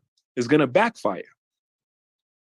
And it says, and be thou in help to him from his enemies. That's speaking about the tribes coming together, man. Khan? Now from there, jump to verse number 13. 13. And Joseph, he said, blessed of the Lord be his land, for the precious things of heaven, for the dew, and for the deep that coacheth beneath. Right. Blessed be the Lord for his land. It wasn't just North America, South America, but also Puerto Rico. Esau came to Puerto Rico and seen the golds and the diamonds and the riches and the soil and everything, and raped, robbed, and murdered and took everything, man. Because the land of Puerto Rico is fertile. It's fertile. Right? Even the elders just went to Puerto Rico. Right? With Mama Sabalana. Right? Even Pops went to Puerto Rico, and he was getting a history about it. And he said Ephraim over there is mad with Esau, man. They said these damn devils don't care about us. Right? Read on. And for the precious fruits brought forth by the sun, and for the precious things put forth by the moon. Right. That's speaking about the resources on the land, the fruits, the diamonds, right? The foods, the vegetables, because of that soil that's very rich. Now jump from there, jump to verse 20.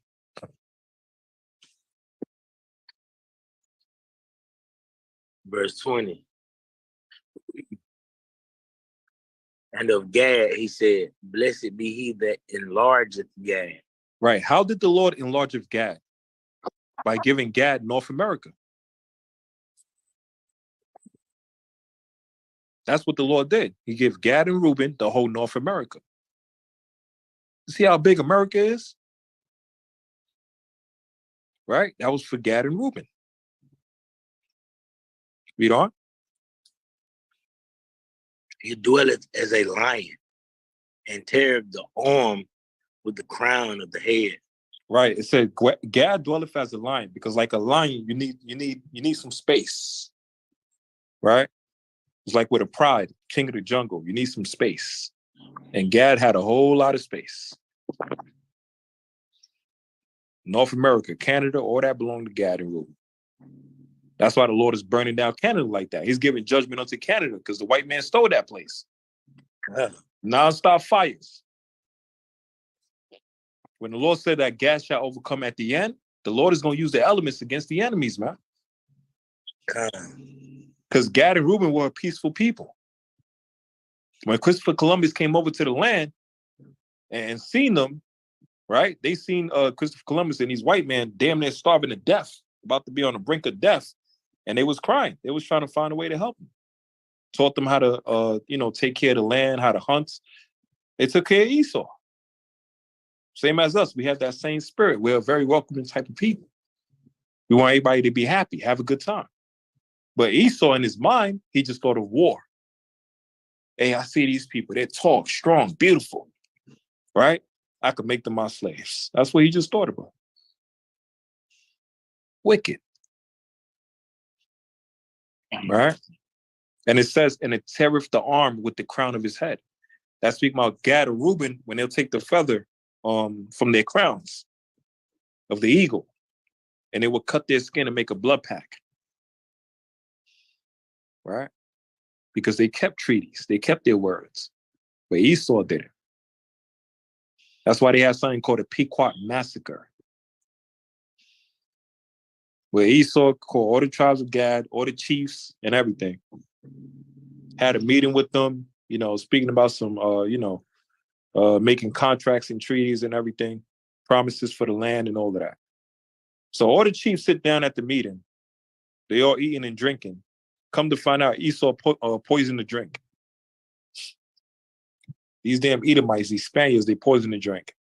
Wow, that's doing what they call Yeah. And slaughtered them. And that was happening nonstop. I got this book called The Holiday Hustle.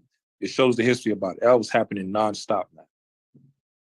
And then they kick their heads. They chop their head off and kick their heads all over the floor. And that's where they get the game, which is today now world renowned and famous, that is called soccer. Wow. Everything these devils do is to mock us. Wow. And then they make dark skinned people play. God. All right. So let's get it. Verse 11. It says the dark-skinned natives indigenous to the Western Hemisphere, aka Indians, were reclassified during the 17 and 1800s as Negroes and coloreds. Why? Because that was during the time of the transatlantic slave trade from the 16 to the 1900s. So while the native Seminole Indians was already in the land, then Esau go to West Africa and get the Southern Kingdom, get Judah, and bring them over here to America. And now you classify everybody as Negroes. Even the Israelites that was already here in this land. This is their land. Wow. These devils, man. They got everything. They gotta go. Mixed right? together and not. So watch this. Recognize each other as tribes. Number 12. Certain dark natives were allowed to settle on reservations. With pale-skinned natives, most were not. Right? So the pale-skinned natives, remember, we was talking about earlier, the $5 Indians. All right? Now check this. Get Deuteronomy chapter 7 and 3. Because remember, the northern kingdom separated from the Assyrians to come over to the land to keep the laws and commandments of God. But now, if they want to stay in their homes, they will have to comply. They have to conform to the lifestyle of these damn devils. Right? So it says the dark skin that were allowed to settle on the reservations that were allowed to stay home, to stay at their land. With pale skinned natives, get Deuteronomy 7 and 3. There's a book of And it says most were not. There's the Bring it book out, of again. Deuteronomy, chapter 7 and verse 3. Neither shalt thou make marriages with them. Thy daughter thou shalt not give unto his son, nor his daughter shalt thou take unto thy son. Now hold it right there. Let's see what the next, because remember, this is a law. The law said don't mix with these other nations, right? Now watch this. Because remember, it says dark-skinned natives were allowed to settle on the reservations. That means those that stayed at that specific land, place. But what about those that left? Or what about those that were not able to stay? Right? There's something that's called, y'all probably heard about it, but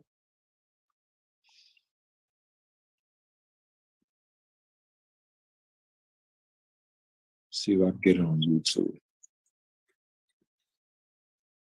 Man, the more you read about this, man, you just get mad as hell with these devils, man. Man, I think this is the best lesson I ever read. Nah, there's been a lot of great lessons, man, especially one last week's The Brothers. All right, but this is a book. Definitely, I'll put the PDF for y'all. Go ahead, King. Nah, go ahead. Right. So, any of y'all heard about the Trail of Tears?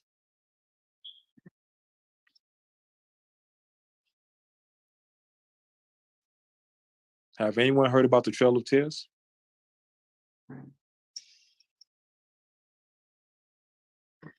Fine, Captain.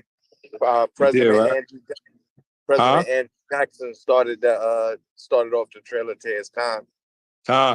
All right. So, if you read again, number 12, certain dark-skinned natives were allowed to settle on the reservations. They were allowed to stay in their lands, right? With pale-skinned natives, most were not. What do you think happened to the most that were not able to stay? Let's find out. Shit, that was made slaves. Nah, no. They were given a chance to stay in their land or to get kicked out. That's crazy. You get kicked out of your own house, your own home, right? So now watch this. This is called because of those that had to leave, there was something called a Trail of Tears. Making your thing happen. This wicked really bastard. Going for. The Trail of Tears was the forced migration of numerous indigenous American tribes from their. You see, forced migration. They had to migrate, right? Ancestral lands in the U.S. Southeast to new territory in Oklahoma. The journey resulted in the deaths of over 4,000 Native Americans along the way. But what was everyday life on the Trail of Tears like? Well, today we're going to take a look at some of the brutal realities of everyday life on the Trail of Tears. But before we get started, be sure to subscribe. That act also authorized the president to negotiate. Authorized the American government to extinguish Indian titles to lands in the nation's southeast. That act also authorized the president to negotiate with native tribes. Okay, let's walk down this Trail of Tears.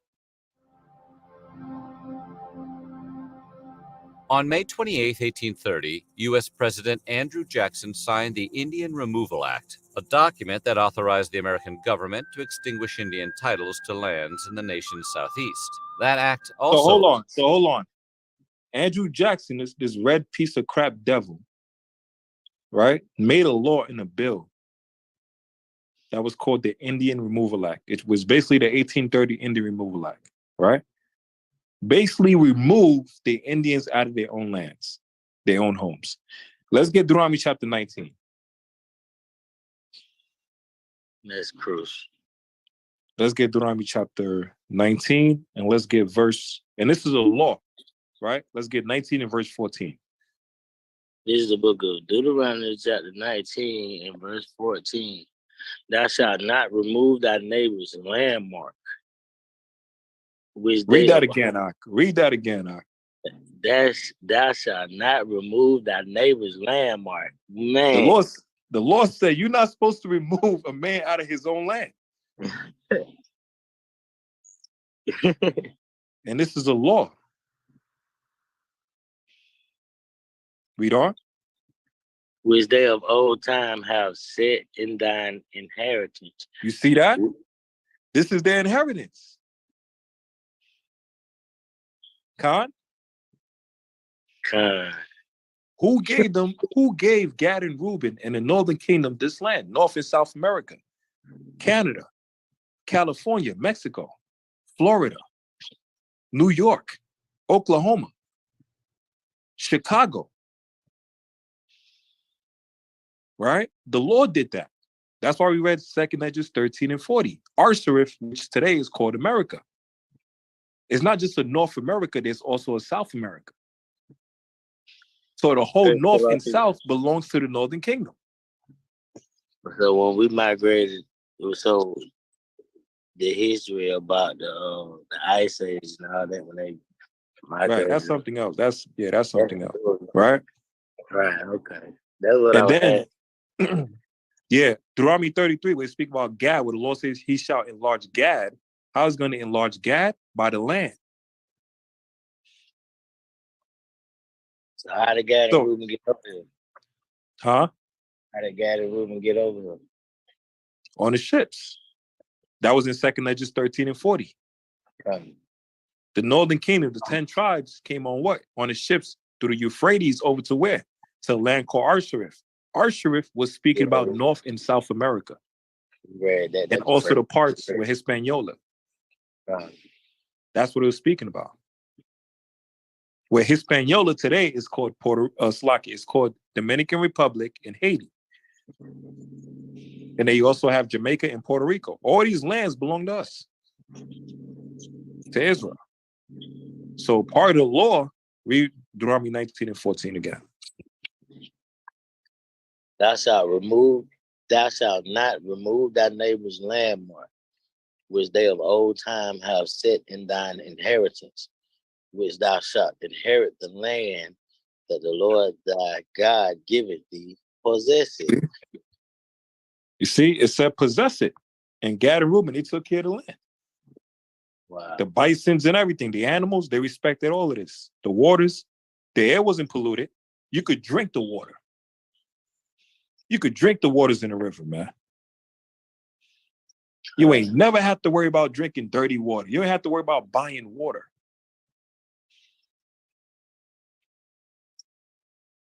When this demon and these Spaniards stepped foot on America, that's when the plague really happened, man. Hey, Shalaki King. Go ahead, King. Yeah, let's bring out another scripture. Psalms 94. Verse 20. Oh, Khan.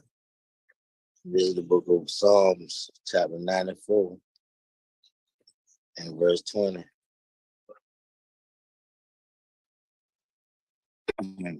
Shall the throne of iniquity have fellowship with thee, which frameth mischief by law?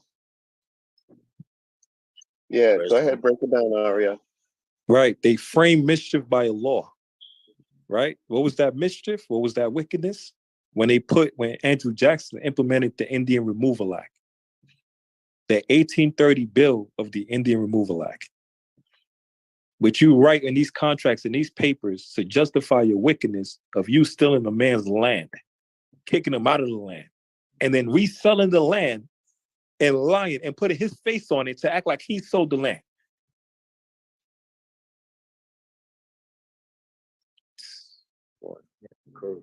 Get Get Deuteronomy 27 and verse 17.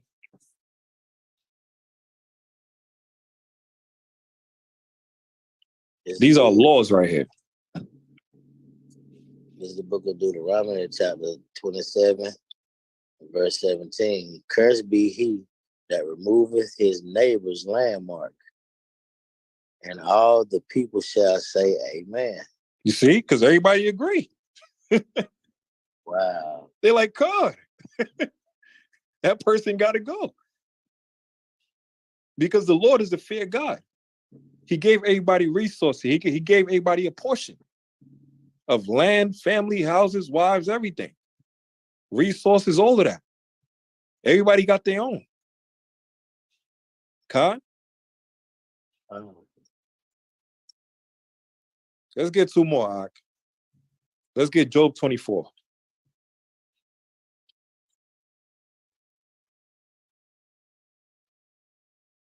In verse 1.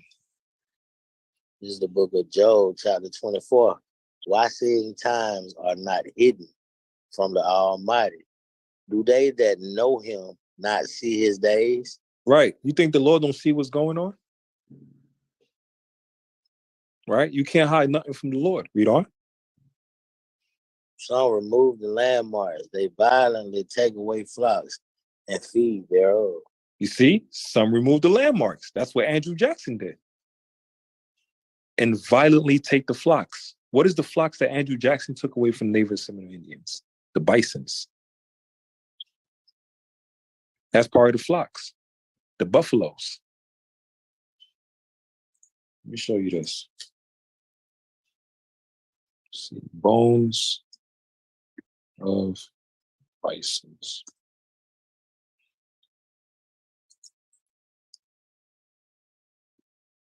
And he did it on purpose. These damn devils, they wiped out majority of the buffaloes and the bisons just to make sure that Gad and Reuben don't have no food sources.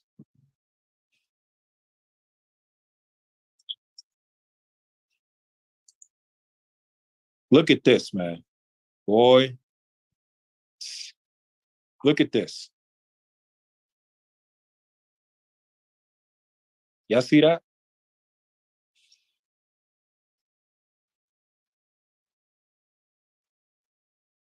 You see what that is on the screen? Son. That's bison skulls. Every one of them.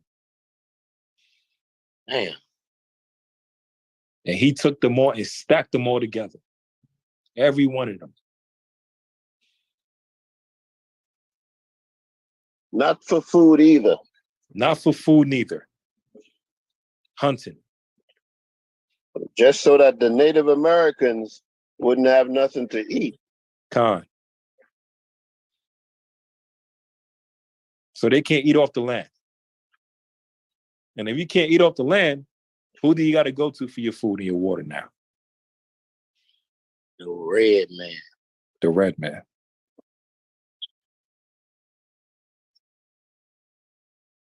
The damn red man. Yes, sis. The water.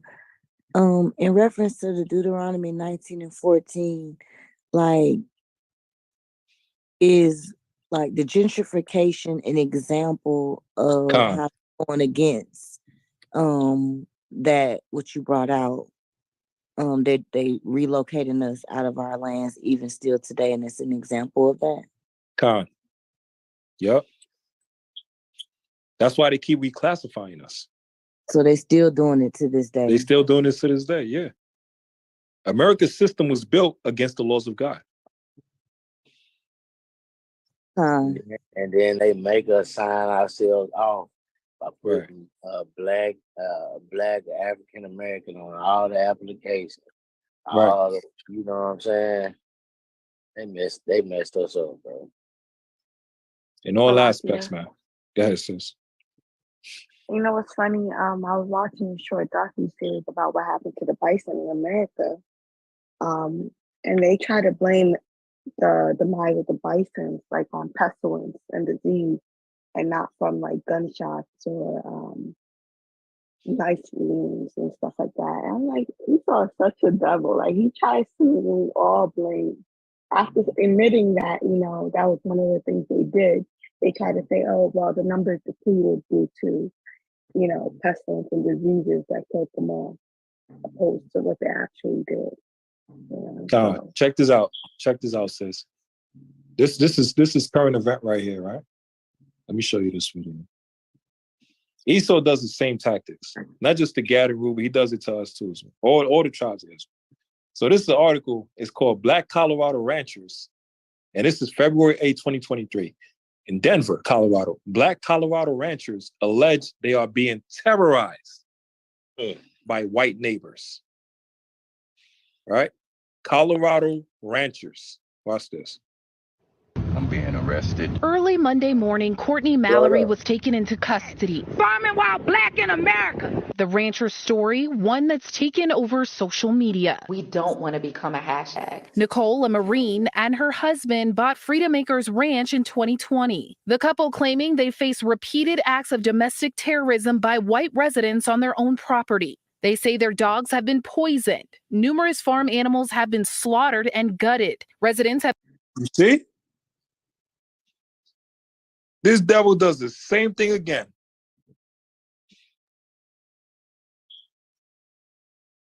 Right? This brother has his own property and they poisoned his dog, terrorized him, and mutilated his animals, the cows and everything. Same thing again.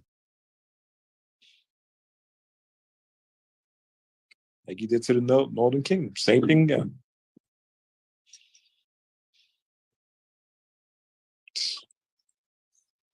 All right, let's go back to it. Let's go to which one we have? Oh yeah, Khan. This is a good one. All right, so damn, this joint got a whole mix of everything. Slovakia. You left off at 13. We was at 13, right? Yeah. Right. Speaking about the landmarks, right? They're not supposed to do that. But let's get Micah 2 and 2.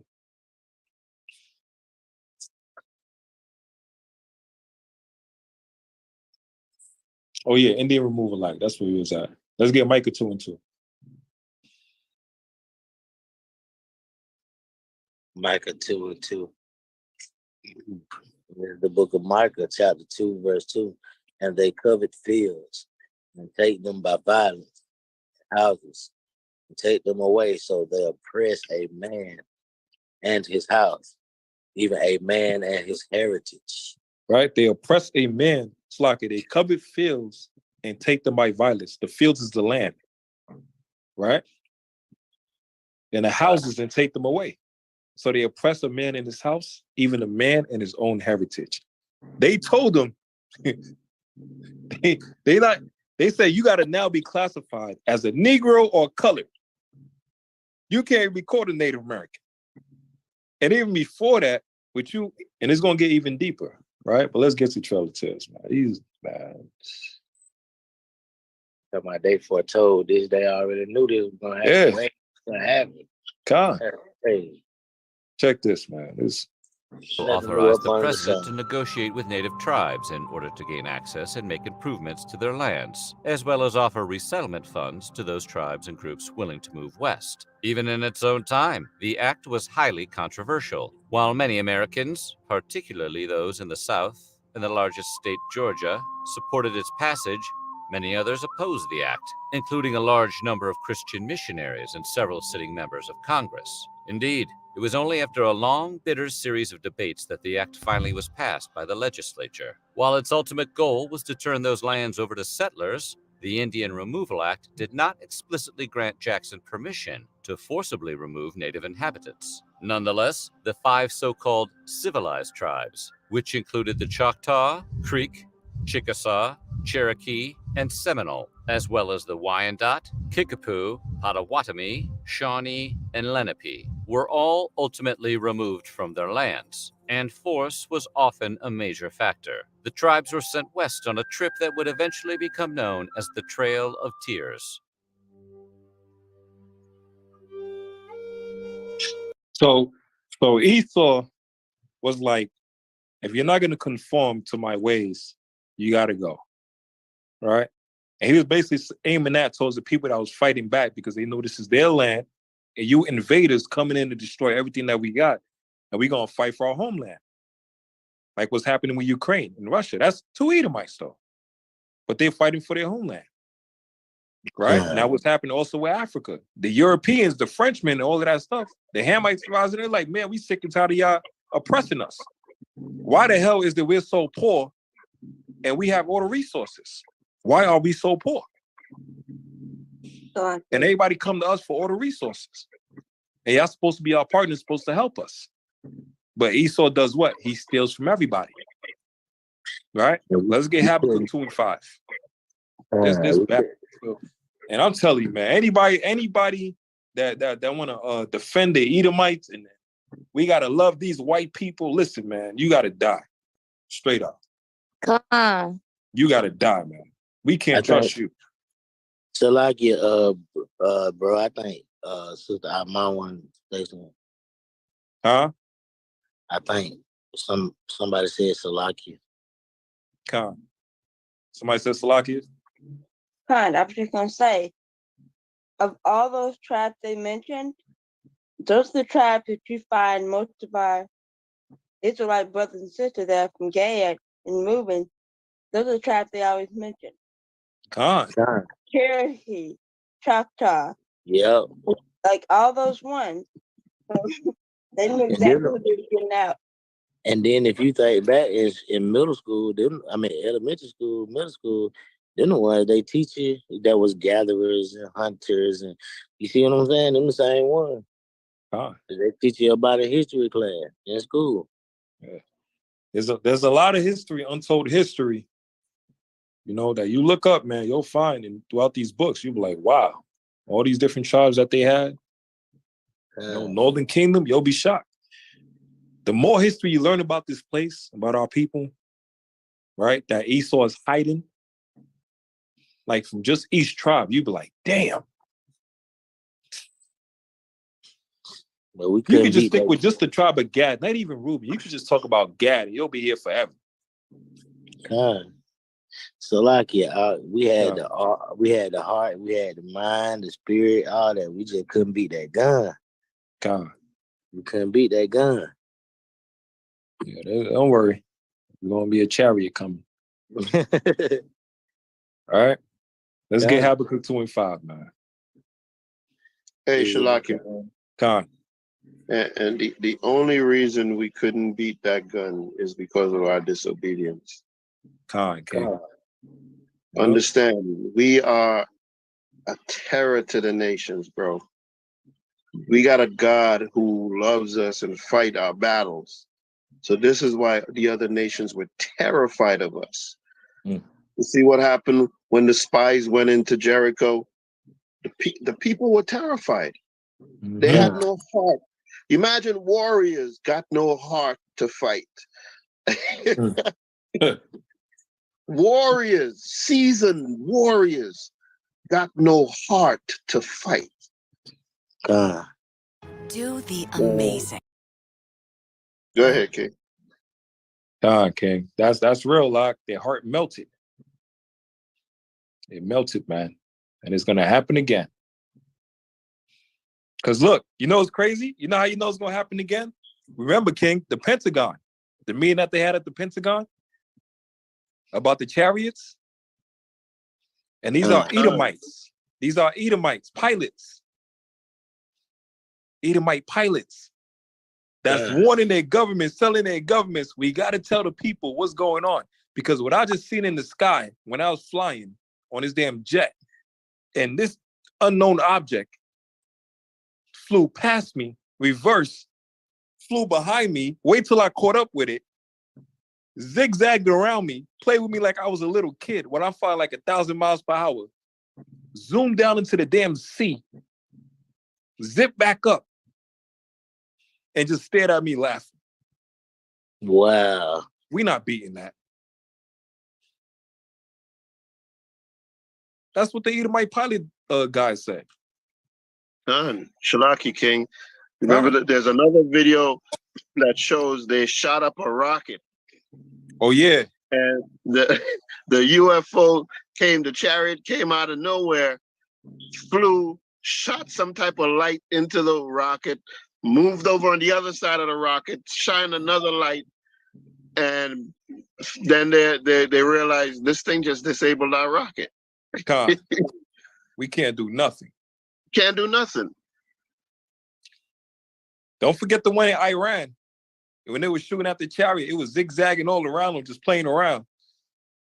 They were shooting like 1,000,000 bullets at it.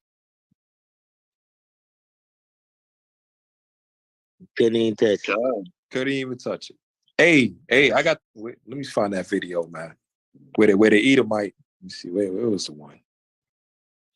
Let me see, man. Boy. Where he at? The Edomite said, They just playing around with the bullets. They're just playing around. Here we go. I got it right here. You gotta be bad to dodge a bullet. A bullet the size of your body. Ain't no Lottie. Got more guns than they got body. All right, let's see where's it at. See if I can share it. Yeah, it's gonna be wild, man. It's gonna definitely be wild. Let's see if I can share it on this. All right, let me share this one real quick. On all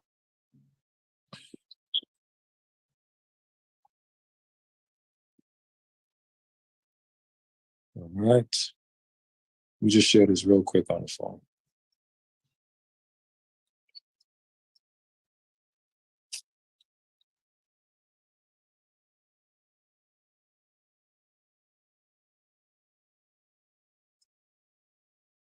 Check this video out. Ships were over a mile in length. One of them landed on the airport landing strip area. When it touched the ground, it created an earthquake like about a 3.5 before 0. It terrified everybody in the area.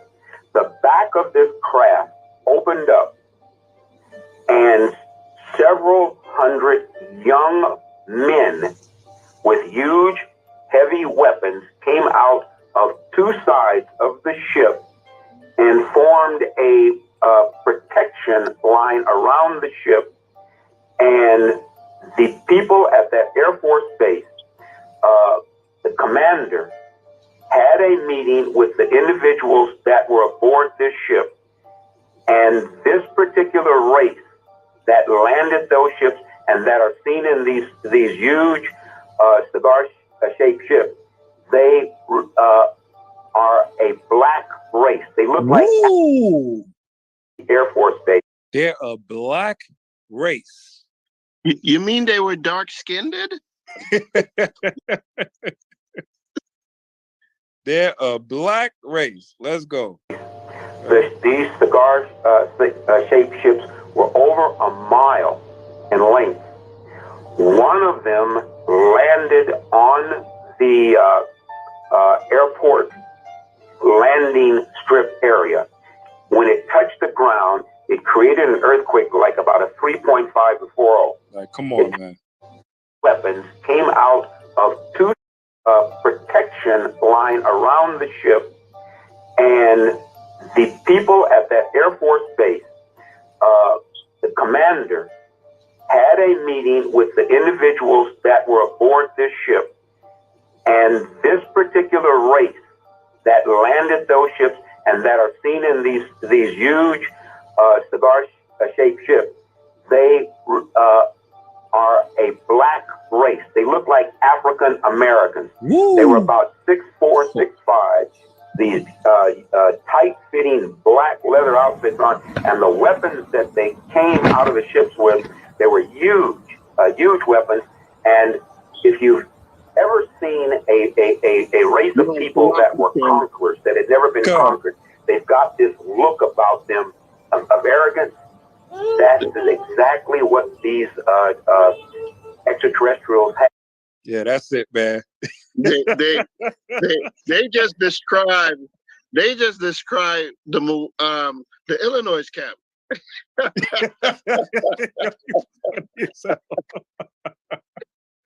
Yo, you funny as hell, like. They just described the Illinois camp. Yo, you holding out?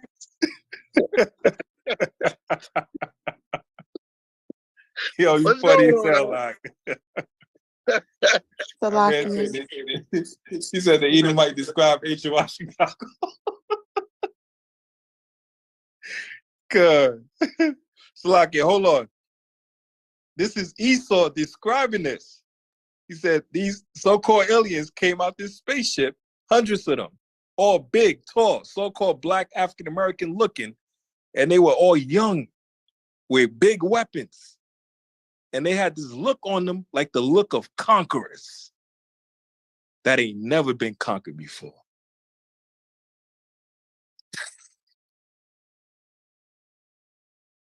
Boy, yo, if you in this truth, man, you better thank the Lord God every second you're breathing, man. Because what the Lord got ready for us, we endure to the end. Oh my God. Shema Mashiach Yahushua. Shema Mashiach Yahushua. Esau would not put this out, man. Let the dude from the Pentagon heard this. Did he say what year this happened? Did he say what year this happened? I gotta check. I'll put the video back up. But this is. Didn't he say the shit was a mile long? Yeah. You know And how that's big scripture. that shit was? That's scripture. That's Ezekiel chapter 1. Man, you know how big that gotta be, man. Come. Somebody said Salakia.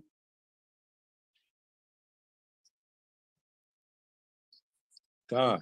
Khan, like you mentioned, how they said that, how they look, their face, how they have like a face of confidence of the people that's never been defeated. That's not something Esau's used to seeing, you know. So Right. that was just like, you know, baffling for him. Right. You know why? Where's it at? Let me show you. There's y'all about to meet a man named Heliodorus. Very famous Edomite. All right, let me just show you one quick one. Let's get 2 Maccabees chapter 3, and we'll go back to the lesson on the book. Let's get 2 Maccabees chapter 3, and let's get verse 23 real quick. So the long story short, this is an Edomite named Heliodorus, who was a tax collector, who was sent by the Greeks, the Greek king, to go and collect the money that Onias, which was the priest of Israel, had at the temple, right? And he wasn't supposed to touch the Lord's God's treasure, nothing. But the white Edomite, he didn't care. He was proud as hell. So he followed after his king's order. He go over there, proud as hell. And Onias and all Israel praying to the Lord, and the Lord sent down for them something special, right? Read verse 23 now. And this is the book of 2 Maccabees, chapter 3, verse 23. Nevertheless, Heliodorus executed that which was decreed. Right? Right? He wanted to take the money from the people, right? From the temple. Read on.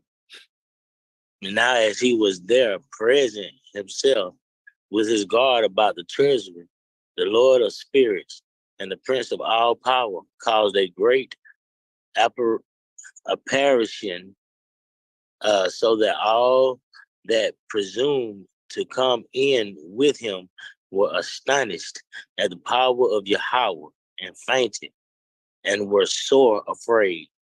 So what made the people so scared and faint? What made these Edomites faint and so afraid? Right? What showed up that made them so scared? Read the next verse.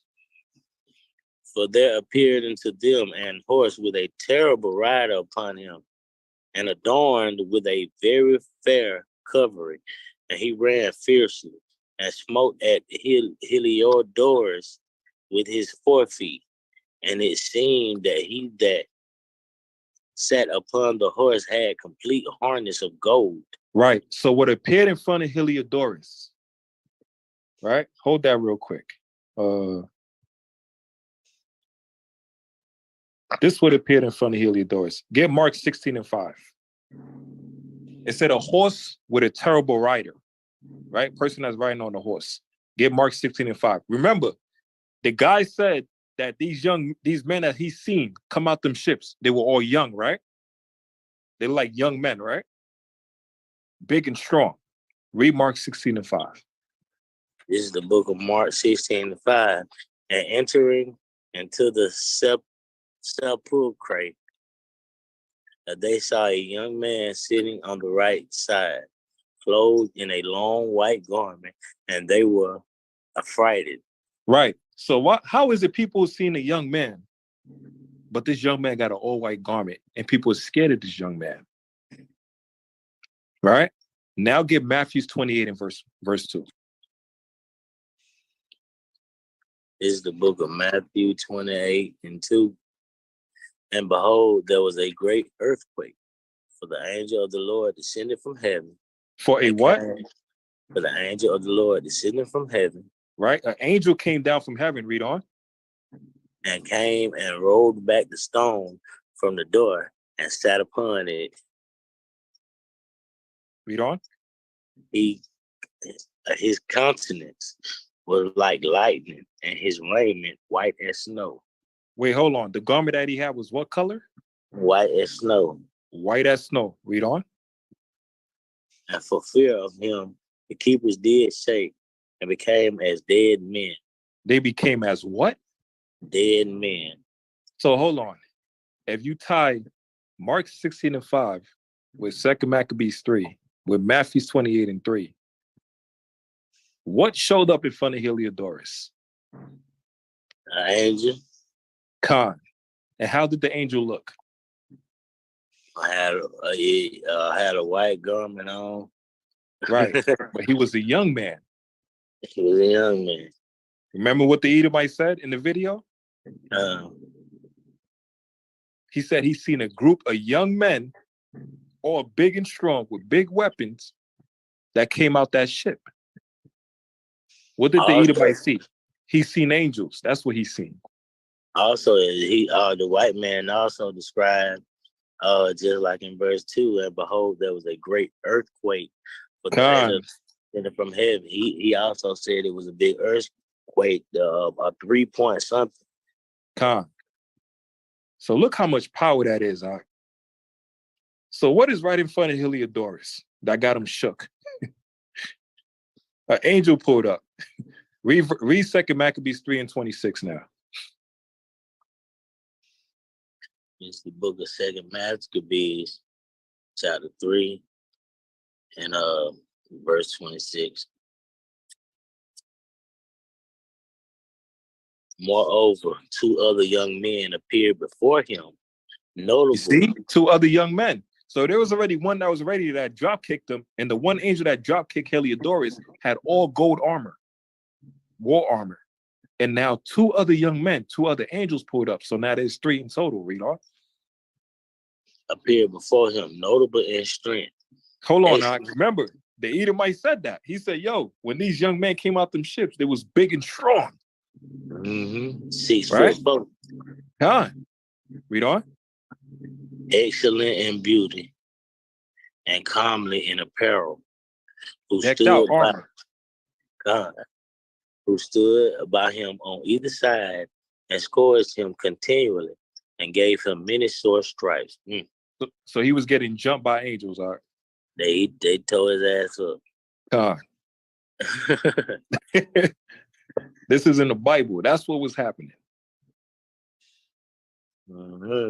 He got whooped by an angel. I bet that was the worst. All 3. That's what's happening, man. And they probably took a light on. God, they did. So now from there, let's get back to it. Let's go back to the Black Indians. We was talking about the Trail of Tears, right? So now, the Black Indians, number 12. It says certain dark natives were allowed to settle on reservations. With pale-skinned natives, most were not. Right? That's speaking about the Trail of Tears. They were kicked out. Pale-skinned natives came about as a result of the original dark-skinned natives breeding with pale-skinned Europeans. A light-skinned native born from this union would again breed with a pale-skinned European. Wow. Thus the Punjab Khan. You see how they doing the mixing? Wow. So that's why we got the Indians that we got today that look like the white man. Right. But there's a mix. Some that's going to look lighter, they still got it room, but they're going to be lighter. Right? Yeah. But then also keep in mind of those Edomites that's acting like Indians, $5 Indians. Right? That's using some discernment, as you would say. Now, and would again breed with pale-skinned European, thus the progeny of this union will become more pale or genetically recessive. Right? Now, this is all part of prophecy. Let's get Hosea 7 and 8. Wow. This is the book of Hosea, chapter 7, verse. Let me get to it. Chapter 7 and verse 8. Ephraim, he hath mixed himself among the people. Ephraim is a cake not turned. Now, when it's talking about Ephraim, that's also symbolizing the whole northern kingdom, because Ephraim is the same as with Judah. Sometimes they'll say Judah, but it's mainly speaking about all southern kingdom too. Right? That was talking about Ephraim because he's the head of the northern kingdom. That's also speaking about the Brazilians. That also tying in with the Gadites, the Reubenites, the Asherites, right? The Dominicans, right? They all have those as dark and those as light, right? So it says he have mixed himself with what? Read on. Strangers have devoured his strength. You see, the Europeans, those are the strangers that devoured their strengths. Wow. Recessive. Right? Read on. And he knoweth it not. And he knoweth it not. Because what? The Edomites will portray white is the best skin. White is beautiful. To portray what? Push that self-hate amongst us. And then they'll also do divide and conquer with light skin versus dark skin of our people. To divide and conquer amongst us. And that's part of the Willie Lynch letter. Right? So now we going back to number 13. It says pale-skinned natives came about as a result of the original dark-skinned natives breeding with the pale-skinned Europeans. A light-skinned native born from this union would again breed with a pale-skinned European.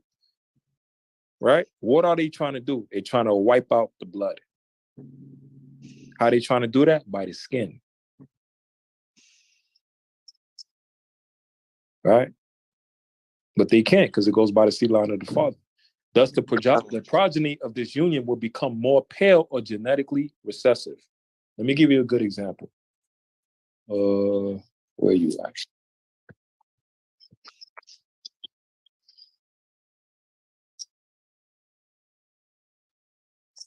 Let me give you a good example. So check this. So you see this? You know who this is, right? If y'all can see the screen, this is the NBA player, Blake Griffin, right? And this is Blake Griffin's son. You see his blonde hair?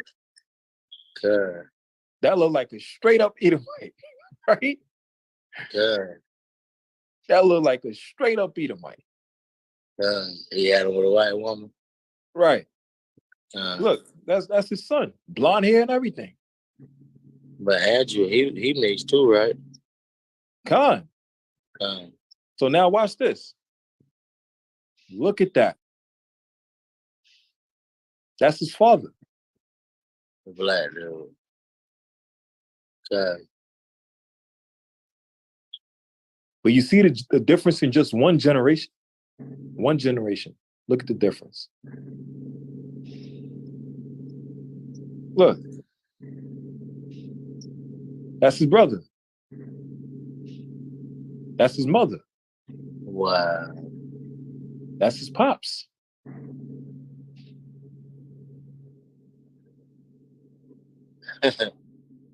It's crazy, man. In just one generation. Look, that's his pops. See, that's where he get his hair from his mom's. See? And his pops, guess what tribe his pops is from?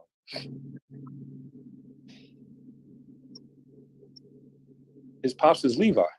He's a Haitian. Wow. God.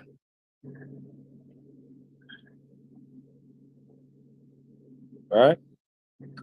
So it's crazy, man.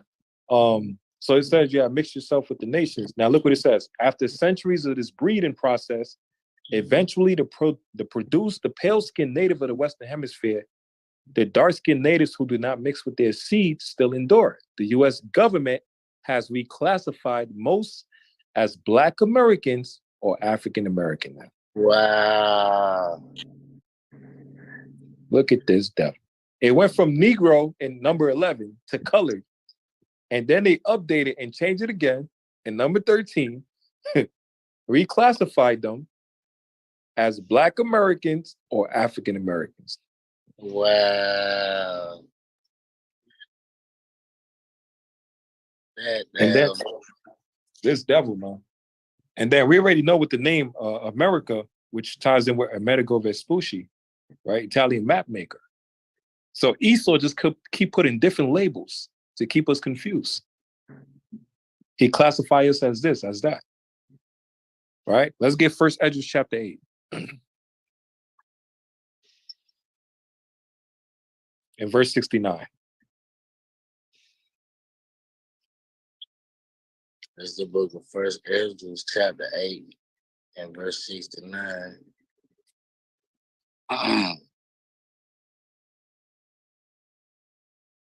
The nation of Israel, the princes, priests, and Levites have not put away from them the strange people of the land, nor the pollutions of the Gentiles, to wit, of the Canaanites, Hittites, Perizzites, Jebusites, and the Moabites, Egyptians, and Edomites. See? The Hamites, Moabites, Chinese, right? Egyptians, and the Edomites. So people that's trying to sneak away and talk about we can get with Esau. If it's any of the nations, especially not Esau, because Lord already got them set up for annihilation. Right? It's Esau versus Jacob, our number one nemesis and enemy. So if you look at verse 13 again, hold that. Jump to verse 70 now. Read verse 70, King. For both they and their sons have married with their daughters, and the holy seed is mixed with the strange people of the land. You see? The holy seed is mixed with the strange people of the land. But look at verse 13. It says, after the centuries of this breeding process, eventually produced a pale-skinned native of the Western Hemisphere. The dark-skinned natives who did not mix their seed still endure. Right? So now you have Israelites that's dark-skinned. You have Israelites that's light-skinned. But they're still Israelites. Huh? And that's the divide and conquer Esau caused.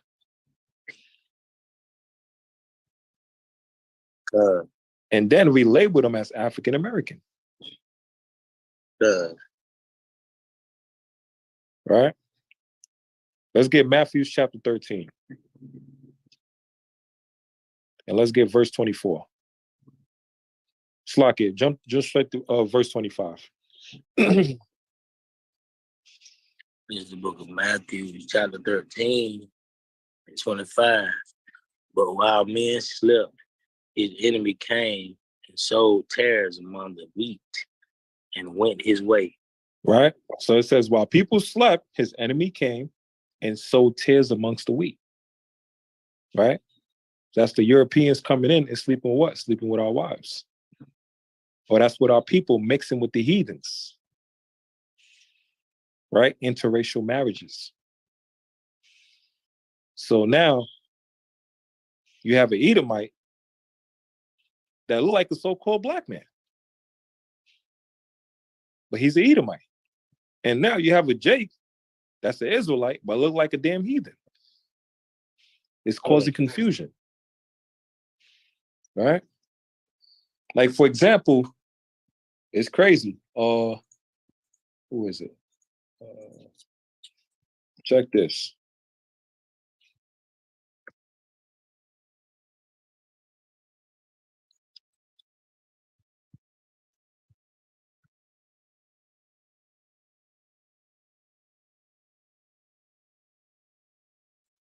So look at this. This is Tia and Tamara, right? The sisters, right? You see her? This is Tia Maury. Now, if you look at her, you would think that would be an Eve. That would be an Israelite woman, right? Tia Maury, right here. But then if you look at her father,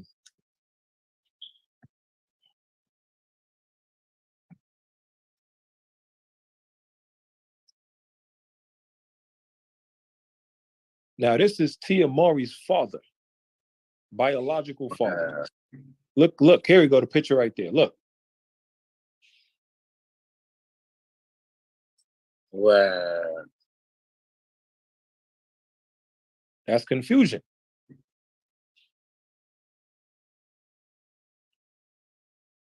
So this is her father. That's the Edomite.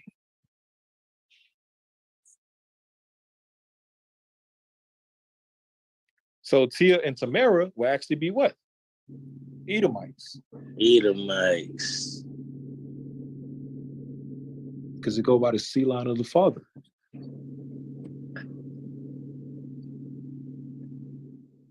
Yeah. I thought it was the other way around, man. Right. So now, here we go. Number 14, right? Because number 13, it said they will be classified as Black Americans, African Americans. Number 14, certain dark-skinned natives indigenous to the Western Hemisphere, aka Indians, were given an ultimatum. Go to Oklahoma and be an Indian on the reservation, or stay with you where you're at and be reclassified as a Negro or colored. Look at that. Wow. So Esau is a scumbag, man. He said, you want to be a Native American? All right, go to Oklahoma and you can stay as a native, stay as your own, nationality, wherever you want to be. Keep your culture and your heritage. But if you want to stay here, you can't no longer call yourself a Native American. Right? And part of the word Native American is the word native. Because native ties into what? Indigenous, which means what? This is your land. But now, if you want to stay here, you got to be a Negro or a colored. You got to be worth 3/5 of a man now. You got to be a slave now. Khan? And they said go to Oklahoma, and what was that called?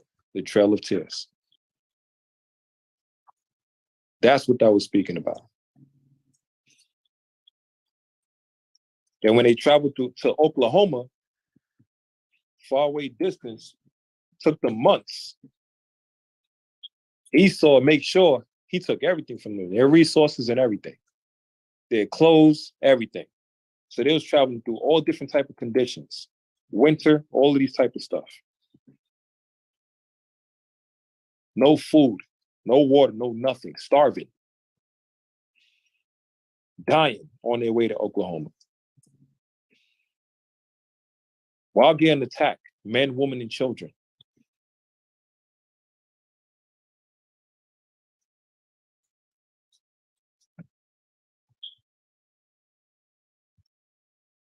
Wow. Look, there you go. Admit it. You used my Old Spice body wash. I'm not letting hotels soak. 1819, as more and more Americans started encroaching on Indian land, the U.S. government signed a treaty that guaranteed that Cherokee land would be off limits to white settlers forever. It clearly stated, all white people who have intruded or may hereafter intrude on the lands reserved for the Cherokees shall be removed by the United States. Confident that the U.S. government now recognized its sovereignty over its own lands, the Cherokee Nation proceeded to build itself a new capital in 1825, here in what's known as New Echota, Georgia. It had its own courthouse, council house, as president. He believed that Native Americans were savages and had no rights to their land, and began proceedings was elected U.S. president. In 1829, Andrew Jackson was elected U.S. president. Yo, so check this. Esau already had a treaty with them, right? Look how this devil work. He already had a treaty with them and said, we're gonna make sure y'all protected. Ain't nobody gonna come over here, attack y'all, take away y'all land and anything, right? So Gad and Reuben, who believed in them, they start to build the lands, they start to build the buildings, start to have the infrastructure and everything. Esau, wait till you build it, and then he'll come and take it. Wow. That's what he did. So now Andrew Jackson is president, 1829. But what year did the Indian Removal Act come into play? 1830. The man became president in 1829 and wasted no time and got them the hell out of there, stole their land.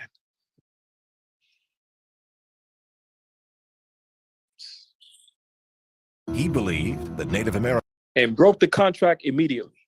Americans were savages and had no rights to their land, and began. Look at that. He said they ain't got no rights to their own home, their own land. That's the pride of the white man. You gotta run everything.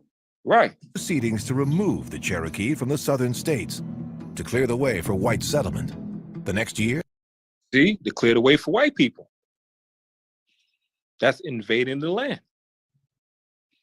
He signed the 1830 Indian Removal Act, which set in motion one of the most brutal actions ever taken by the U.S. government. Thousands of Native Americans were pulled from their homes in Georgia and other states across the South. Many were shackled in chains and forced to walk at gunpoint more than 1,000 miles west on a series of routes that all led to Oklahoma. Up to a third of the 15,000 Cherokee who were forced to make the journey died on the way, which is one reason that journey came to be known as the Trail of Tears. Their descendants are known today as the Eastern Band of Cherokee Indians and live here on sovereign Indian land in Cherokee, North Carolina, national park in the nation. Right, that was just a quick history right there. And then they got long videos as well too, show the intricate details, what they had to go through the different weathers, through the winter. Like, it's crazy, man. All right, here we go. So that was number 14. Number 15. They get crazier. Most dark-skinned natives indigenous to the Western Hemisphere, aka Indians, who were reclassified as Negro or colored during the 17 and 1800s, have found themselves in the 20th and the 21st century, again reclassified as Black Americans and African Americans.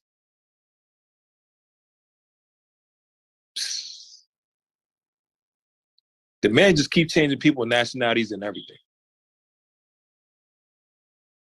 That's why brothers was saying, how the hell, what was it? African American was created around what? Black America was created around what? 20th century, right? And the brother said his grandma was born around the 1800s. What was it? Like, I think it was like the 1800s, something like that. And he said, how the hell my grandma is older than her damn nationality? That don't make no sense. Right? This devil comes into power and causes confusion with everybody. He messes up everything. Right? All right, number 16. This one gets crazy. Dark-skinned natives indigenous to the Western Hemisphere, aka Indians, who embrace the Spanish culture during the colonial era, either by choice or by force, have found themselves engulfed or assimilated into Spanish culture. That's speaking about with the Spaniards, right? This is Northern Kingdom that was attacked and forced by the Spaniards. And the Spanish language. Now, most of them have lost the knowledge of themselves and their true identity. Why? They too have been reclassified as Latino or Hispanic. This devil gotta go, man.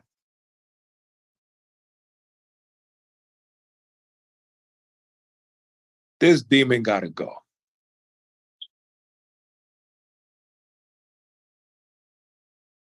So he didn't just change Gad and Reuben and then mixed in with Judah and put colored African American, right? But also with Ephraim. Those that were Puerto Rico, of South America. He reclassified it as Latino and Hispanic. Khan? So that's where they get the term, they whoop us with a pin. Right. So he don't just attack in one front. He attack all sides. And that's why I said, now most of them have lost their knowledge of themselves and their true identity. They don't even know they're Israelites. They think they're just Puerto Rican or Dominican or Hispanic. And they think Spanish is their natural language. They too have been reclassified as Latino and Hispanic. Let me get Jeremiah 50, no, Slacky. Let me get Jeremiah 17 first in verse 4. That's why this book is worth $250,000. And this is just 17. There's like, it's up to like 98. This is Jeremiah 17 and verse 4. And thou, even thyself, shalt discontinue from thine heritage that I gave thee, and I will cause thee to serve thine enemies in the land which thou knowest not. Look at that. The Lord said, you shall discontinue from your heritage. Right? So get Jeremiah 50 and 33 now.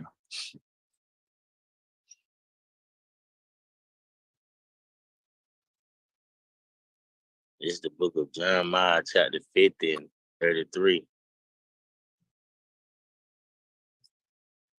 And it reads, thus saith the Lord of hosts, the children of Israel and the children of Judah were oppressed together. And see, we're both oppressed together.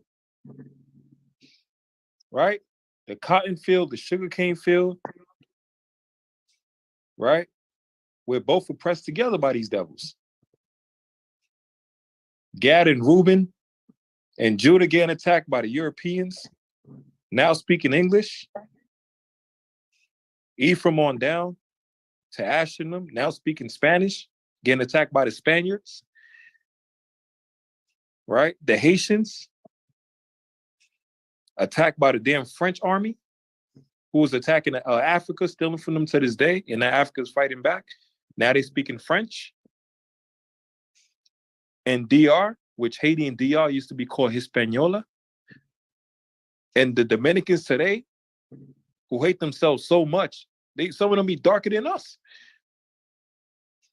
Talking about, no, papi, I know black. I know black, papi. No, no. Right? Darker than me. Speaking Spanish. Talking about he not black. Talking about I'm Hispanic, papi. I'm Hispanic. Hell no, man. You're Israelite, damn it. God. Shalakia. God. I got a story, like, not to take too much time from the lesson, but it just, my father, he's from Belize in Central America, and they are the darker ones, you know, and how they came to America.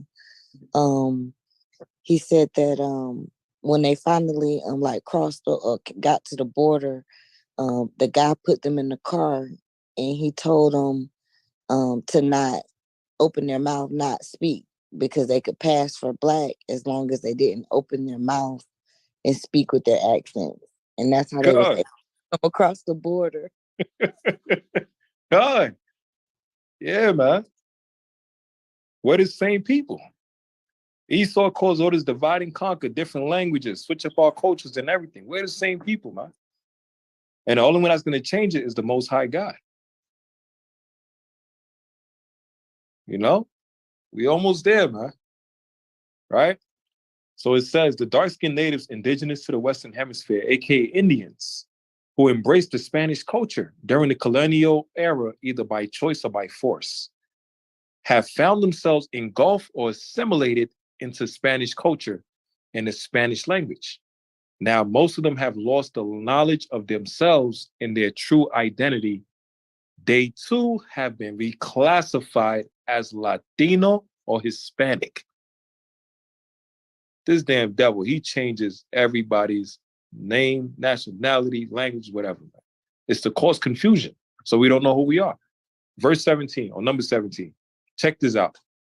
Listen to this. It says, all native people or indigenous people of the Western Hemisphere. It said all natives, aka Indian, spoke different dialects of a language synonymous to the Hebrew language. So what is that telling you? They spoke Hebrew. Natives, similar Indians, Hispanics, so-called Hispanics, they spoke Hebrew. Why did they speak Hebrew? Because they were the Hebrew Israelites. Khan? Wow. I need to come over. I need to come over me 200,000. God. Good. You see, all this, Esau just played the 3-card Monte scheme on our people. That's basically what he did.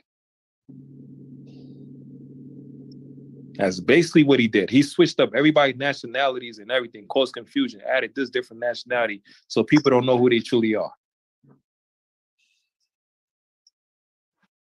Like you. God. Quick story. My cousin years back took his family on vacation to the Grand Canyon, and one day, now when he took this, when they had this trip, he wasn't in the truth yet. But one day, a couple of years back, he was scrolling through his pictures, and he was looking at the pottery that the Native Americans had in that area. And he happened to be looking with, like, I know I'm not seeing what I'm seeing. And what he saw was the Paleo Hebrew on the pottery. Khan. Now, had he not, known, had been exposed to the truth, he never would have known. That's powerful, man. Yeah. And look, I'm telling you, all this history is coming out. The Lord said, truth shall spring forth throughout the earth. Right? So look at this part. Look at this one right here.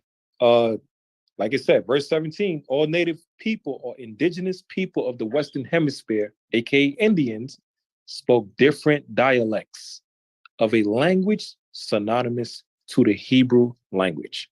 That's what they spoke, right? Our people spoke Hebrew. That's why even the Puerto Ricans, where they said with the Jibaro, right? The people of the mountains, those were the Hebrews, right? So number 18, it says most early European writers during the 1400s, throughout the 1800s, including pale-skinned Jews, which we already know is heathens, right? That's the Jewish man, damn guys, all agreed that the heathen savage right? They got to disrespect us, which is crazy. Of the Western Hemisphere, aka Indians. Now, this is the Jewish man saying this. Look at what he said. AKA Indians throughout the Americas. Now, why did it say Americas? Because it's speaking about North and South, were without a doubt descendants of the lost tribes of Israel. Khan? This is Esau saying this. And it said most early European writers, they already know this, 1400s to the 1800s.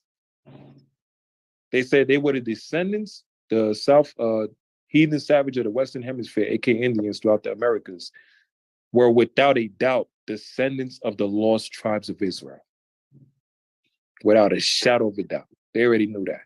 That's why Christopher Columbus knew how to use the Apocrypha to look for where the Native Americans was at, to find them and put them in slavery. And speaking about from the 14 to the 1800s, let's see. Number 19, a pale-skinned European by the name of James Adair, an English writer and trader during the 18th century, lived amongst Black Indians in the Southeast. James Adair wrote a book entitled History of the American Indians. In his book, he claimed that the Indians of the Western Hemisphere were descendants of the lost tribes of Israel. Right? So they already knew this. All right? Keeps going again and again and again. They already knew this. But the problem is our people don't know this. Now check this. Look at this book right here. Look at this. It says, View of the Hebrews or the Tribes of Israel in America. And look, reprint of the 1825 edition by Ethan Smith. Right? This is a book you can find online. Views of the Hebrews or the Tribes of Israel in America by Ethan Smith, 1823. They got so many other books, man. Right? The Book of the Promised Land and everything. Let me show you how this real quick. Works, and he found a wooden coffin made of oak. Let me show you. Let me show you one more connection.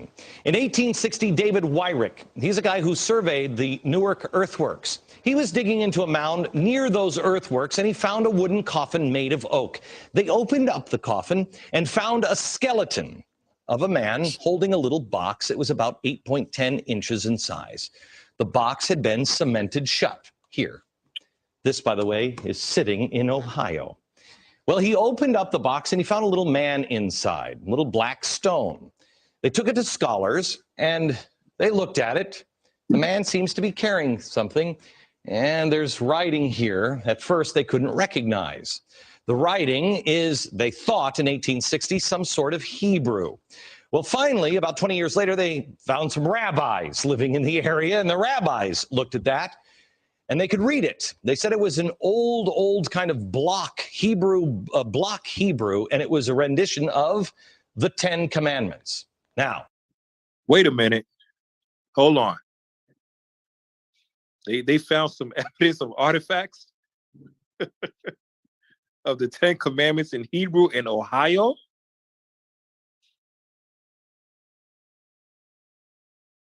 Salakia. This guys says. I remember seeing this. This guy got fired. Khan. Yeah. I remember seeing that. And look, it's all of the Lord. Watch this. Get Deuteronomy chapter 33 again. It's going to show it. It's going to show it. Why did they find the 10 Commandments, Hebrew writings, all these different things in America? Right? One of the orders that the Lord gave unto Gad itself, the tribe of Gad. Get Deuteronomy chapter 33. Verse 33 and verse 21. This is what the Lord said to Gad. When he came over to the land of Arsharif, which was of North America, right? The Lord gave him a specific duty as well, too. Deuteronomy 33 and verse 21. Bring it out. And he provided the first part of himself because there in a portion of the lawgiver was he seated, and he came In the portion of what? Hold on. In the portion of what? The lawgiver. In the portion of the lawgiver. The lawgiver also ties in with who? The Levites. Right? But part of Gad's duty, while he was here in America, he had to also be a lawgiver. And he had some of Levites with him as well, too. Because Levi was scattered all throughout the tribes. And it says, was he seated? That's why they have chiefs. Read on. And he came with the heads of the people and executed the justice of the Lord and his judgments with Israel. He executed the judgments of the Lord and his judgments with Israel, because Gad had to also be a lawgiver. That's why they found these tombs or these places of stones with the 10 Commandments in it. In Hebrew writing, Paleo Hebrew, in Ohio. Because that was part of Gad land as well, too. This is another piece. Block Hebrew. They said they'd never seen anything like it. Mainstream archaeologists at the time called this a hoax. But then in 1900, or just about after 1900, in Israel, they found the same block-style Hebrew writing. Mainstream. I wonder why. I wonder why. Mainstream archaeologists still dismiss the findings. They found it in Israel and they found it in Ohio. But there was another stone that they found that they couldn't argue. This is the Bat Creek stone. It was found during the course of an official Smithsonian evacuation. The Smithsonian didn't understand the meaning of the writing on the stone. They thought it was Cherokee since it came from Cherokee country. They didn't realize that it's actually Hebrew. Whoa, wait a minute. And didn't the 103 Amazing Facts, it says one of the languages that they primarily spoke was Hebrew? Right? That was number 17. The language that the Western Hemisphere, the indigenous people, the Indians spoke were Hebrew. Why? Because they were the Hebrew Israelites, or they are the Hebrew Israelites. Right? They had published this originally upside down. They threw it in a box at the bottom of the Smithsonian, put it in the basement. Many years later, a scholar took it out of the box, looked at it, and went, oh my gosh, it's upside down. It's Phoenician, ancient Hebrew. So what's going on here? What is that about? Yo, Esau confessed. Esau, like, the hell is going on here? That's Jeremiah 16 and 19, man. Our fathers have inherited lies. Where is that history? I'll show you in a few minutes, and we're going to have a conversation. I'm going to show you some more things that the Smithsonian, science, government, commerce colluded to erase. By the way, I want to thank the directors of the documentary Lost Civilizations of North America for bringing these stories to my attention. I was blown away. To find more, visit the website, lostcivilizationdvd.com. Here's the thing we should be asking ourselves. I don't know the story of these. Do you know that? Did you know that? Do you live in Ohio and did you know that? Why not? Were the American Indians wronged? Yes. Yes, and that's what we focus on in America, is we were bad to the American. Forget about it, it's in the past. The question should be the ones that the founders asked. Who are they? What knowledge do they have? Can you imagine the difference we would have now if we would put our differences aside and put our past in the past and concentrate on today and say, let's learn from each other. What do you have? What is that? What is that? When we come back, I'm going to be joined. Man, I love this video. You know why? Because as Esau's finding out the truth, his mindset is not thinking of giving everything back to the people that it belongs to. His mindset is thinking, forget the past. What can we do as a people together to progress together? Right? And he's asking, and Esau, his mentality, he's like, how can I get this information? He want to continue to learn, continue to grow. But this is a heritage only for the children of Israel. He can't get all of this information. He's trying to sneak his way in the kingdom. He can't get that. It's only for the children of Israel. Even with him realizing, like, holy shit, what the hell? We've been lied to. Even his own people lied to him. Now, let me show you this. I'll show you this last video. Get the next one. What time is it right now? 11:19. All right, let's see. Name the Indians. Look for something specifically. Yeah, I'll matter of fact, let me do it right now. Let me lock this PDF in right now. Get it. Man, yo, it's crazy.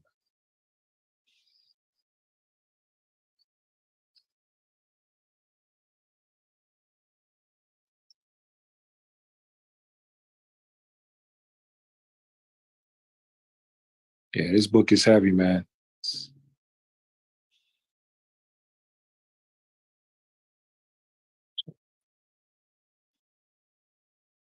And it's telling you the list of all the people that don't realize that they're Indians or Native, Seminole Indians, basically.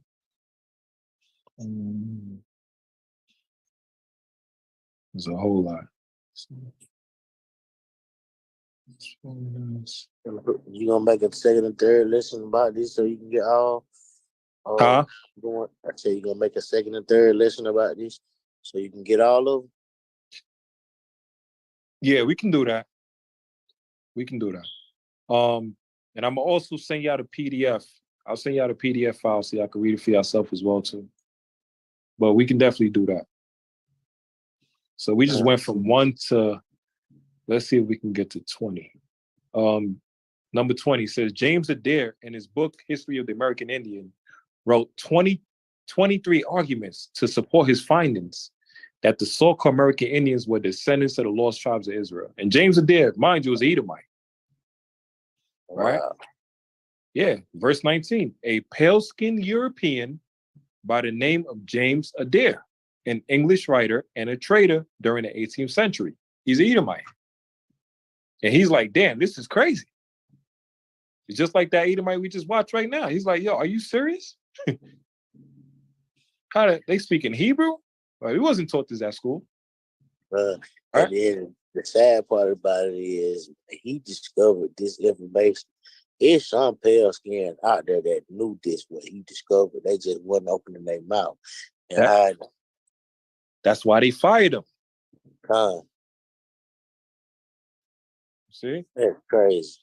And look at this, one more. Verse 21. Nat Turner, Paul Cuffey, Crispus Attucks, Dr. Martin Luther King Jr., Harriet Tubman, Denmark Vesey, Elijah Poole, and Elijah Muhammad. I got to check with that one. Amongst millions of others were indigenous to the Western Hemisphere, aka Indians. Wow. Right.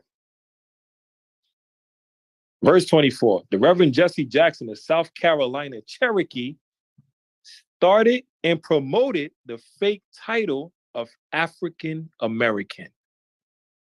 Wow. That has been imposed upon Black Indians indigenous to the Western Hemisphere region. Uncle Ruckus.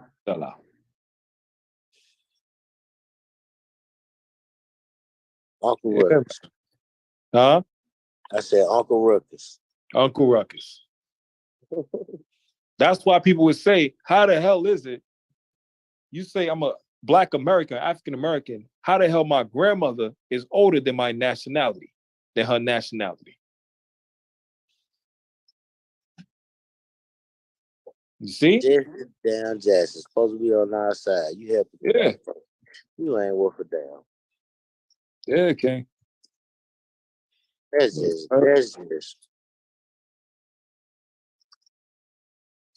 That's upsetting right there. Look, Right. They need that ass whipped. Look, see, it's right here. The origin of the term African American, Jesse Jackson may have popularized the term in the late 1980s. See? Shalakia. Con. Go ahead, sis.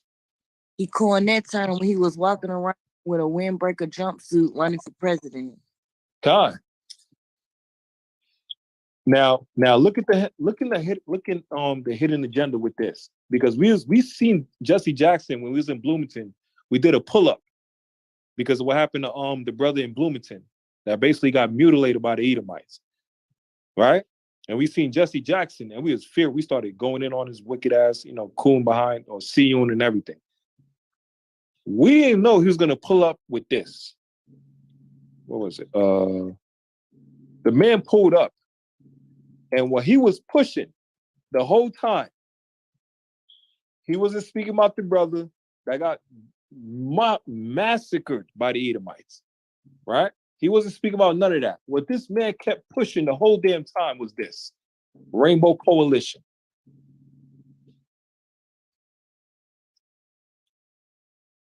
That's literally what the man kept pushing. Non-stop Rainbow Push Coalition. You know what our civil rights leaders in America, they get paid. I mean, I don't know how to explain it. Maybe you can explain what I'm trying to say, but they get paid to calm niggas down. Yeah, to sell out. You see what I'm saying? When something happen, like police brutality or some type of racist shit happen, see, they get the civil rights leaders to come in and have a big old march and something to make black people feel like they did something about it, so they won't really do nothing about it. You see what I'm saying?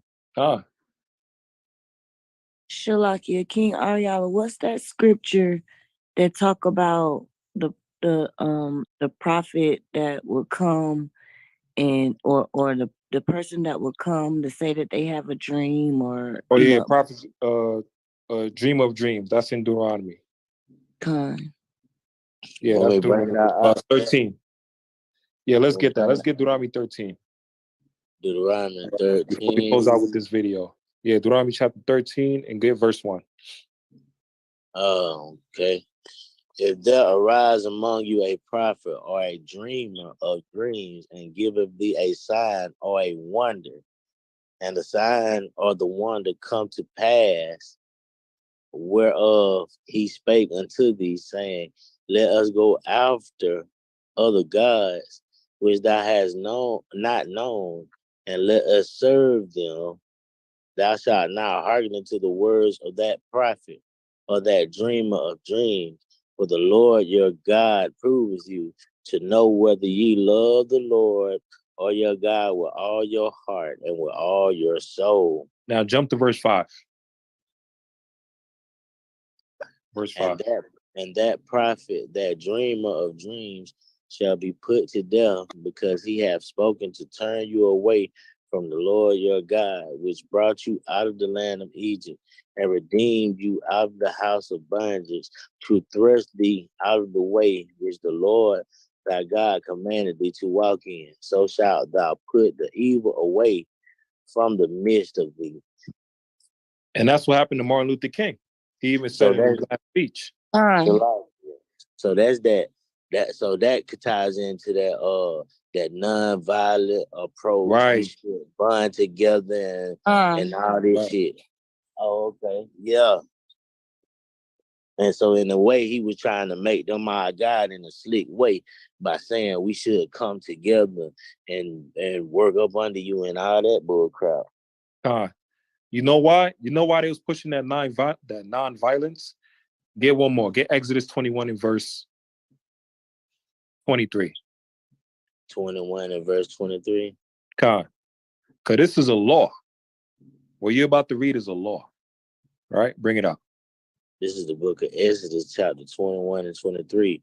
And if any mischief follow, then thou shalt give life for life. Read on. Whoa. eye for an eye, tooth for tooth, hand for hand, foot for foot. Burning for burning, wound for wound, stripe for stripe. So look at that. That's a law. Wow. So the law basically telling you, defend yourself. So all our people that they done took, we it's time to get Right. shut up. So when he was pushing nonviolence, he was coming with the doctrine of Gandhi. And Gandhi, which was a heathen, that don't like black people at all. He don't like Israelites. So you coming with a doctrine to have your people be defenseless and lead them into a burning building. Lead them into the slaughter by the hands of your oppressor. And you talk about joining hand in hand with your oppressor. And the Lord said in Proverbs and also in Isaiah, though hand and join in hand, the wicked shall not be unpunished. She like it, but one thing about it, the spirit still resonate in us, because no matter what, all that stuff they did, and like all the, the movement or whatever, the classic black family, somebody hit your butt, you hit them back. Come. Yeah, come. That's what Mattathias said. That's crazy. I was just by you saying that, I'm thinking about like, what if our brothers that's in prison unrightfully locked up or something? Just everybody it's a wave shot, just wake up at the same time. I mean, in a prison of 2,000 people, it can't be no more than 300-400 workers or employees. Like, just stuff like that. I be thinking about. Yeah, all of that is gonna happen, man. All of that. It started. The Lord got this all covered. I said an example of that started in the brawl of Montgomery. I even if you take the neighborhoods, you can take it further. Even people that's not in jail or locked up, like in the neighborhoods, like it's it might be 20,000 people in different black neighborhoods in one small city, and you probably got 2,000 police officers. You know what I'm saying? They got to bring the county and the state troopers in order to, you know what I'm saying, help them out. Just think about the Negro spiritual. We shall overcome. It's gonna happen. That's crucial right there. It's gonna come, man. It's gonna happen. If we ever wake up, they in trouble. Especially with this generation right here. It's all gonna happen. Let me see. Because remember, Esau uses us for his wars. Let me just get one from here real quick, and I'll close out with this one. Number 98. During the Seminole Wars, the U.S. government recruited other Black Indians to assist them in the war against the Seminoles. 99. Black Indians who had lost the knowledge of themselves, tribal identity, were labeled as Negroes and Coloreds, were also recruited in the U.S. Army ranks to fight in the Seminole Wars. Wow. See? That's the divide and conquer. See, man, they teach you half truths in school, because when what they taught us in school, they teach you half truths, man. They taught us when we went, I forgot exactly what war it was. I want to say the Vietnam War, when they were saying the Vietnamese was holding up signs that said, "Black man, go home. Like, this is not your war." Yeah, Ken. They even knew who we was. Everybody know who we are except for us, man. Everybody know who we are.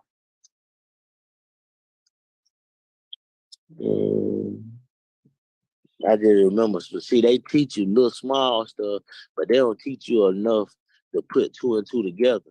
You see what I'm saying? And one thing I did learn just living life is like, whenever somebody tell a lie, it has to be some truth somewhere in it in order for them to tell that lie. Mm-hmm. You just gotta look for it. You can't tell a lie without the truth being present. You see what I'm saying? Yeah. That's withholding information. Boy, they slick, boy. We're gonna definitely keep at it with this. Let me just show one more video, testimony from a brother himself. And we could definitely close out. Let me show this video. Using my camera on my phone. I want to. Hey, what's up, y'all? I'm just using my camera on my phone. I want to get a better camera as time goes on, but I just really want to share the similarities between Native American tribes and the lost tribes of Israel.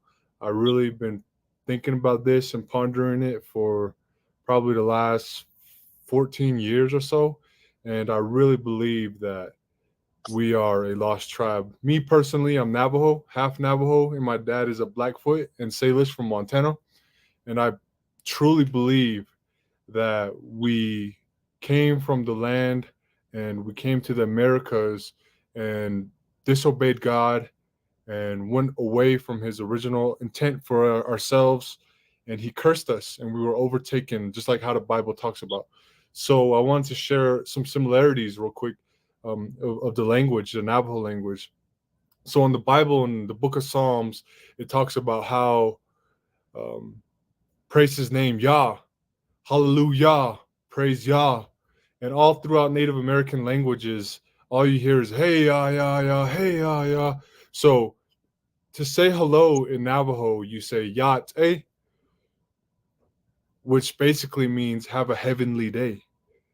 And to say my child, you say shiyaj, which means my gift from heaven. And there's other words like dineh bekeya, which is like the word for the land of the Navajo, which I think is something like the land of heavenly land, you know? And there's other words too, like yiya, which just means like something like scary, or so it could mean something like it could even mean something like God damn, like that kind of thing. And there's so many similarities, man. There's so many similarities in the book of Proverbs. It talks about how a good woman is good with the spindle. And Navajo women, for generations, we use the spindle. We use sheep. We are a tribe. We call ourselves a tribe to this day. And the Bible talks about lost tribes being overtaken by their enemies, and that they were disobedient towards God and therefore were handed over. So I truly believe that Navajos are a lost tribe, and Native Americans in general, you know, and I'm still learning a lot, but I've been learning about this for about 15 years. And there's a lot of evidence throughout America that really shows that there's archaeological evidence showing that some peoples were writing Hebrew languages, and they're not shared in the museums and the textbooks or anything like that. So, and also there's a lot of Native Americans Navajos specifically, who went to the land of the Hebrews and where Israel is, and they spoke our chants out there. And a lot of the scholars out there were saying, wow, that is broken Hebrew. And right now, a lot of my generation and a lot of even our parents, they don't really know Navajo. They don't know the Native American language. And me, myself, I know a lot of words, but I'm not very fluent. And that's because our grandparents were punished in schools for talking our language. And so our culture and our heritage, everything has been stripped away from us. And our own people, we do not know who we are. And this is why I'm very passionate about it. And I truly believe that we are a lost tribe of Israel. We do not know who we are. We do not know the words we're saying. We don't know the chants we're saying. And we don't know our own true beliefs, spiritual beliefs. And there's a lot of writings as well from the 1800s that people were hinting, and they knew that Native American tribes were likely lost tribes of Israel. And I'm not saying we're the only lost tribe, but I'm saying I know that we are one of them. And even a lot of the designs, Native American designs, are similar to Hebrew tribes. And there's even a story my mother told me about my grandmother. My grandma, she put blood of a sheep on top of her hogan, which is a Native American house. And she put the blood on the door, just like the story in the Bible, when God told the people to put the blood on the door, not the door, to protect them from the curse that was coming about the land. And there's so many similarities. And I'm just wanted this to be a short video. I think there will be a lot more videos that I'll make in the future, more detailed videos. But if there's something that interests you, subscribe and like this video. And I'll definitely think about making more in the future with a better camera. And, I'm not the best presenter, but I definitely can become more prepared. But this was just off the top, and there's way more to talk about. And I think it's really important for natives, especially, Navajos and just all other tribes, to really acknowledge that if we turn back to the true and the living God, that he will restore us, that he will strengthen our nations again, and we will again be prosperous and strengthened by the Almighty Yahweh. And we thank you. So peace and love, brothers and sisters. And as always, shalom. Shalom. Oh, Shalom. That's a powerful video because he was even in the spirit of understanding if we come back to the law, statutes, and commandments without even fully understanding, just based off of him comparing and contrasting, that we are similar people. Like, just through the spirit, he knows that it means come back to the law. That's beautiful. You gonna drop the PDF in the chat, or how you gonna get us the PDF? Yeah, let me drop it right now. How do you save a PDF? Like, what is it? Basically, you click it and download it. Okay.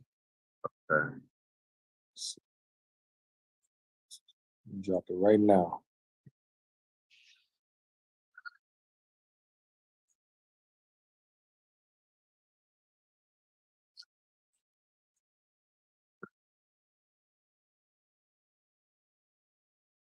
Another thing, you can copy it and email it to yourself, Yazian, and that way you can have it access to the link to your in your email. Let's see. Okay. And say, for instance, if you don't have enough storage in your phone to download it or on your device, you could just copy the link and email it to yourself, and then you'll have access to it in your email. All right, I just put it on the chat. On the chat. In the chat on Facebook or the chat here in the Zoom? I just put it on the chat in the Zoom. I'll put it on the Facebook too. Okay, Con. Let me know if y'all see it.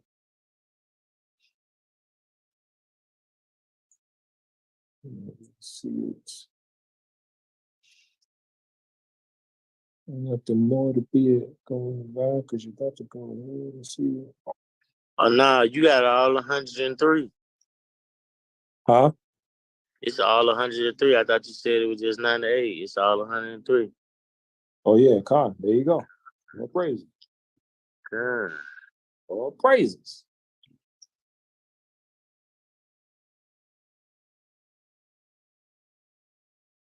Yo, these some nuclear bombs, man. I'm telling you, man.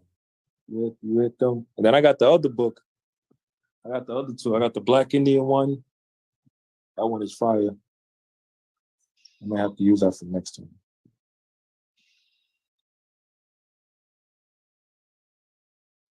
Let me just, where's this dagger at? Where are you?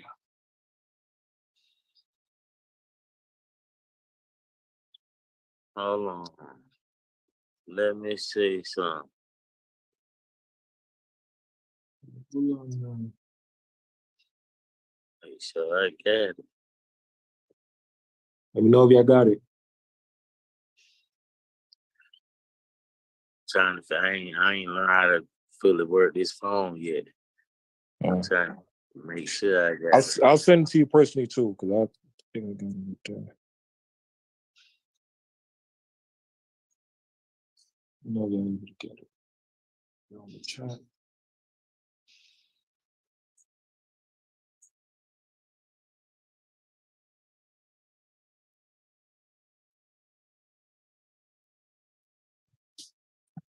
Were you able to get it on the chat?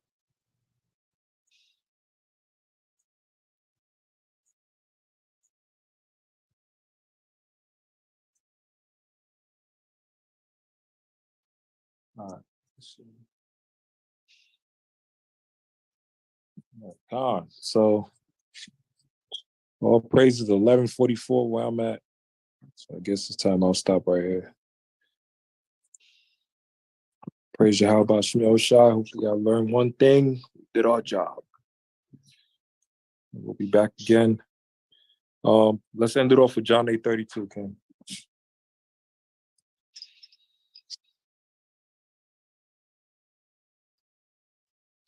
This is the book of John, chapter 8, and verse 32.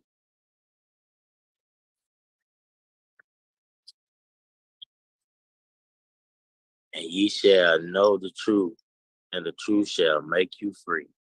Come. Truth, and the truth shall make you free. I will. Next time I do the class, I'll bring up the book called The Lost Tribes and the Promised Lands.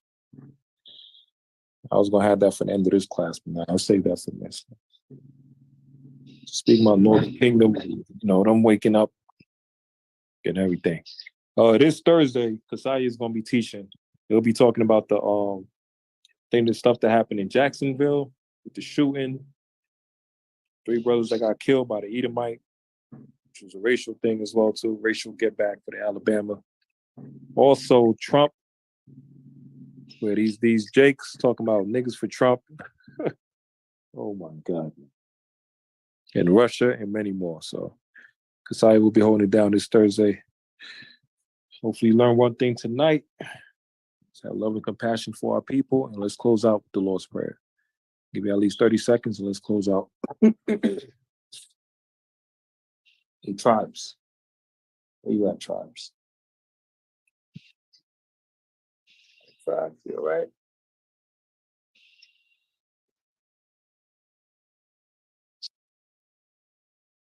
All right, tribes. Raibo, Ribio. All right, this is the Lord's Prayer. Oh, praise Yahweh, Bahashim Yahushai, Bahashim Hakadash, Babukishah, Babukishah, Babukishah, Tablat Shmaritha, Abanawa, Shabashamayim, Kwadash, Haya, Shamka, Yahweh, Malakwafka, Taba'a Ratazaka, Haya, Isha, Barataza, Kawa, Haya, Bashamayim, Natalanawa, Laham, Kayuam, Salachnawa, Habawafnawa, Hasalachnawa, Habawafinawa, Wala'a, Tabiyainawa, Banasayawan, Abal, Hawashainawa, Mayan, Rai, Kaya, Laka, Hamalakwaf, Wahalal, Wataparaf, Lawinamium, Amen. Actually, how about Shemel Shai? Please watch over the nation of Israel. Watch over the brothers and sisters. How about Shemel Shai? To guide us, to instruct us, and to direct our steps for righteousness, mentally, physically, spiritually, to actually heal us and to strengthen us. Also prepare us as well, also for your trials and tribulations and for your challenges, so we can be able to overcome them, Yahweh Shemel Shai. To guide us and direct our steps, so we'll be able to become prosperous in your works, in all righteousness, to help build the nation back up in righteousness, and also to see the downfalls of our enemies. We actually as well to help us prepare for your upcoming feast days, give the spirit and mental capacity, and also the strength to overcome day by day the challenges, to have the spirit to endure for the kingdom of heaven. We actually heal those that are sick, heal those that are brokenhearted, and strengthen us in these last days, and also bless us all with the fruits of the spirit, to be able to endure for the end, for the kingdom of heaven. The water to Wababalam. Amen. Amen. Come. Yeshua. Like I always say, rock for your God. God, Mike Tyson cap, that was beautiful. Anytime, man. Praise Yahweh Shemel Shai. Tell you to do the works, man. Tell you to endure. Recording stopped. Cool. Shalom. Shalom. That was a good one right there. Well, all of them,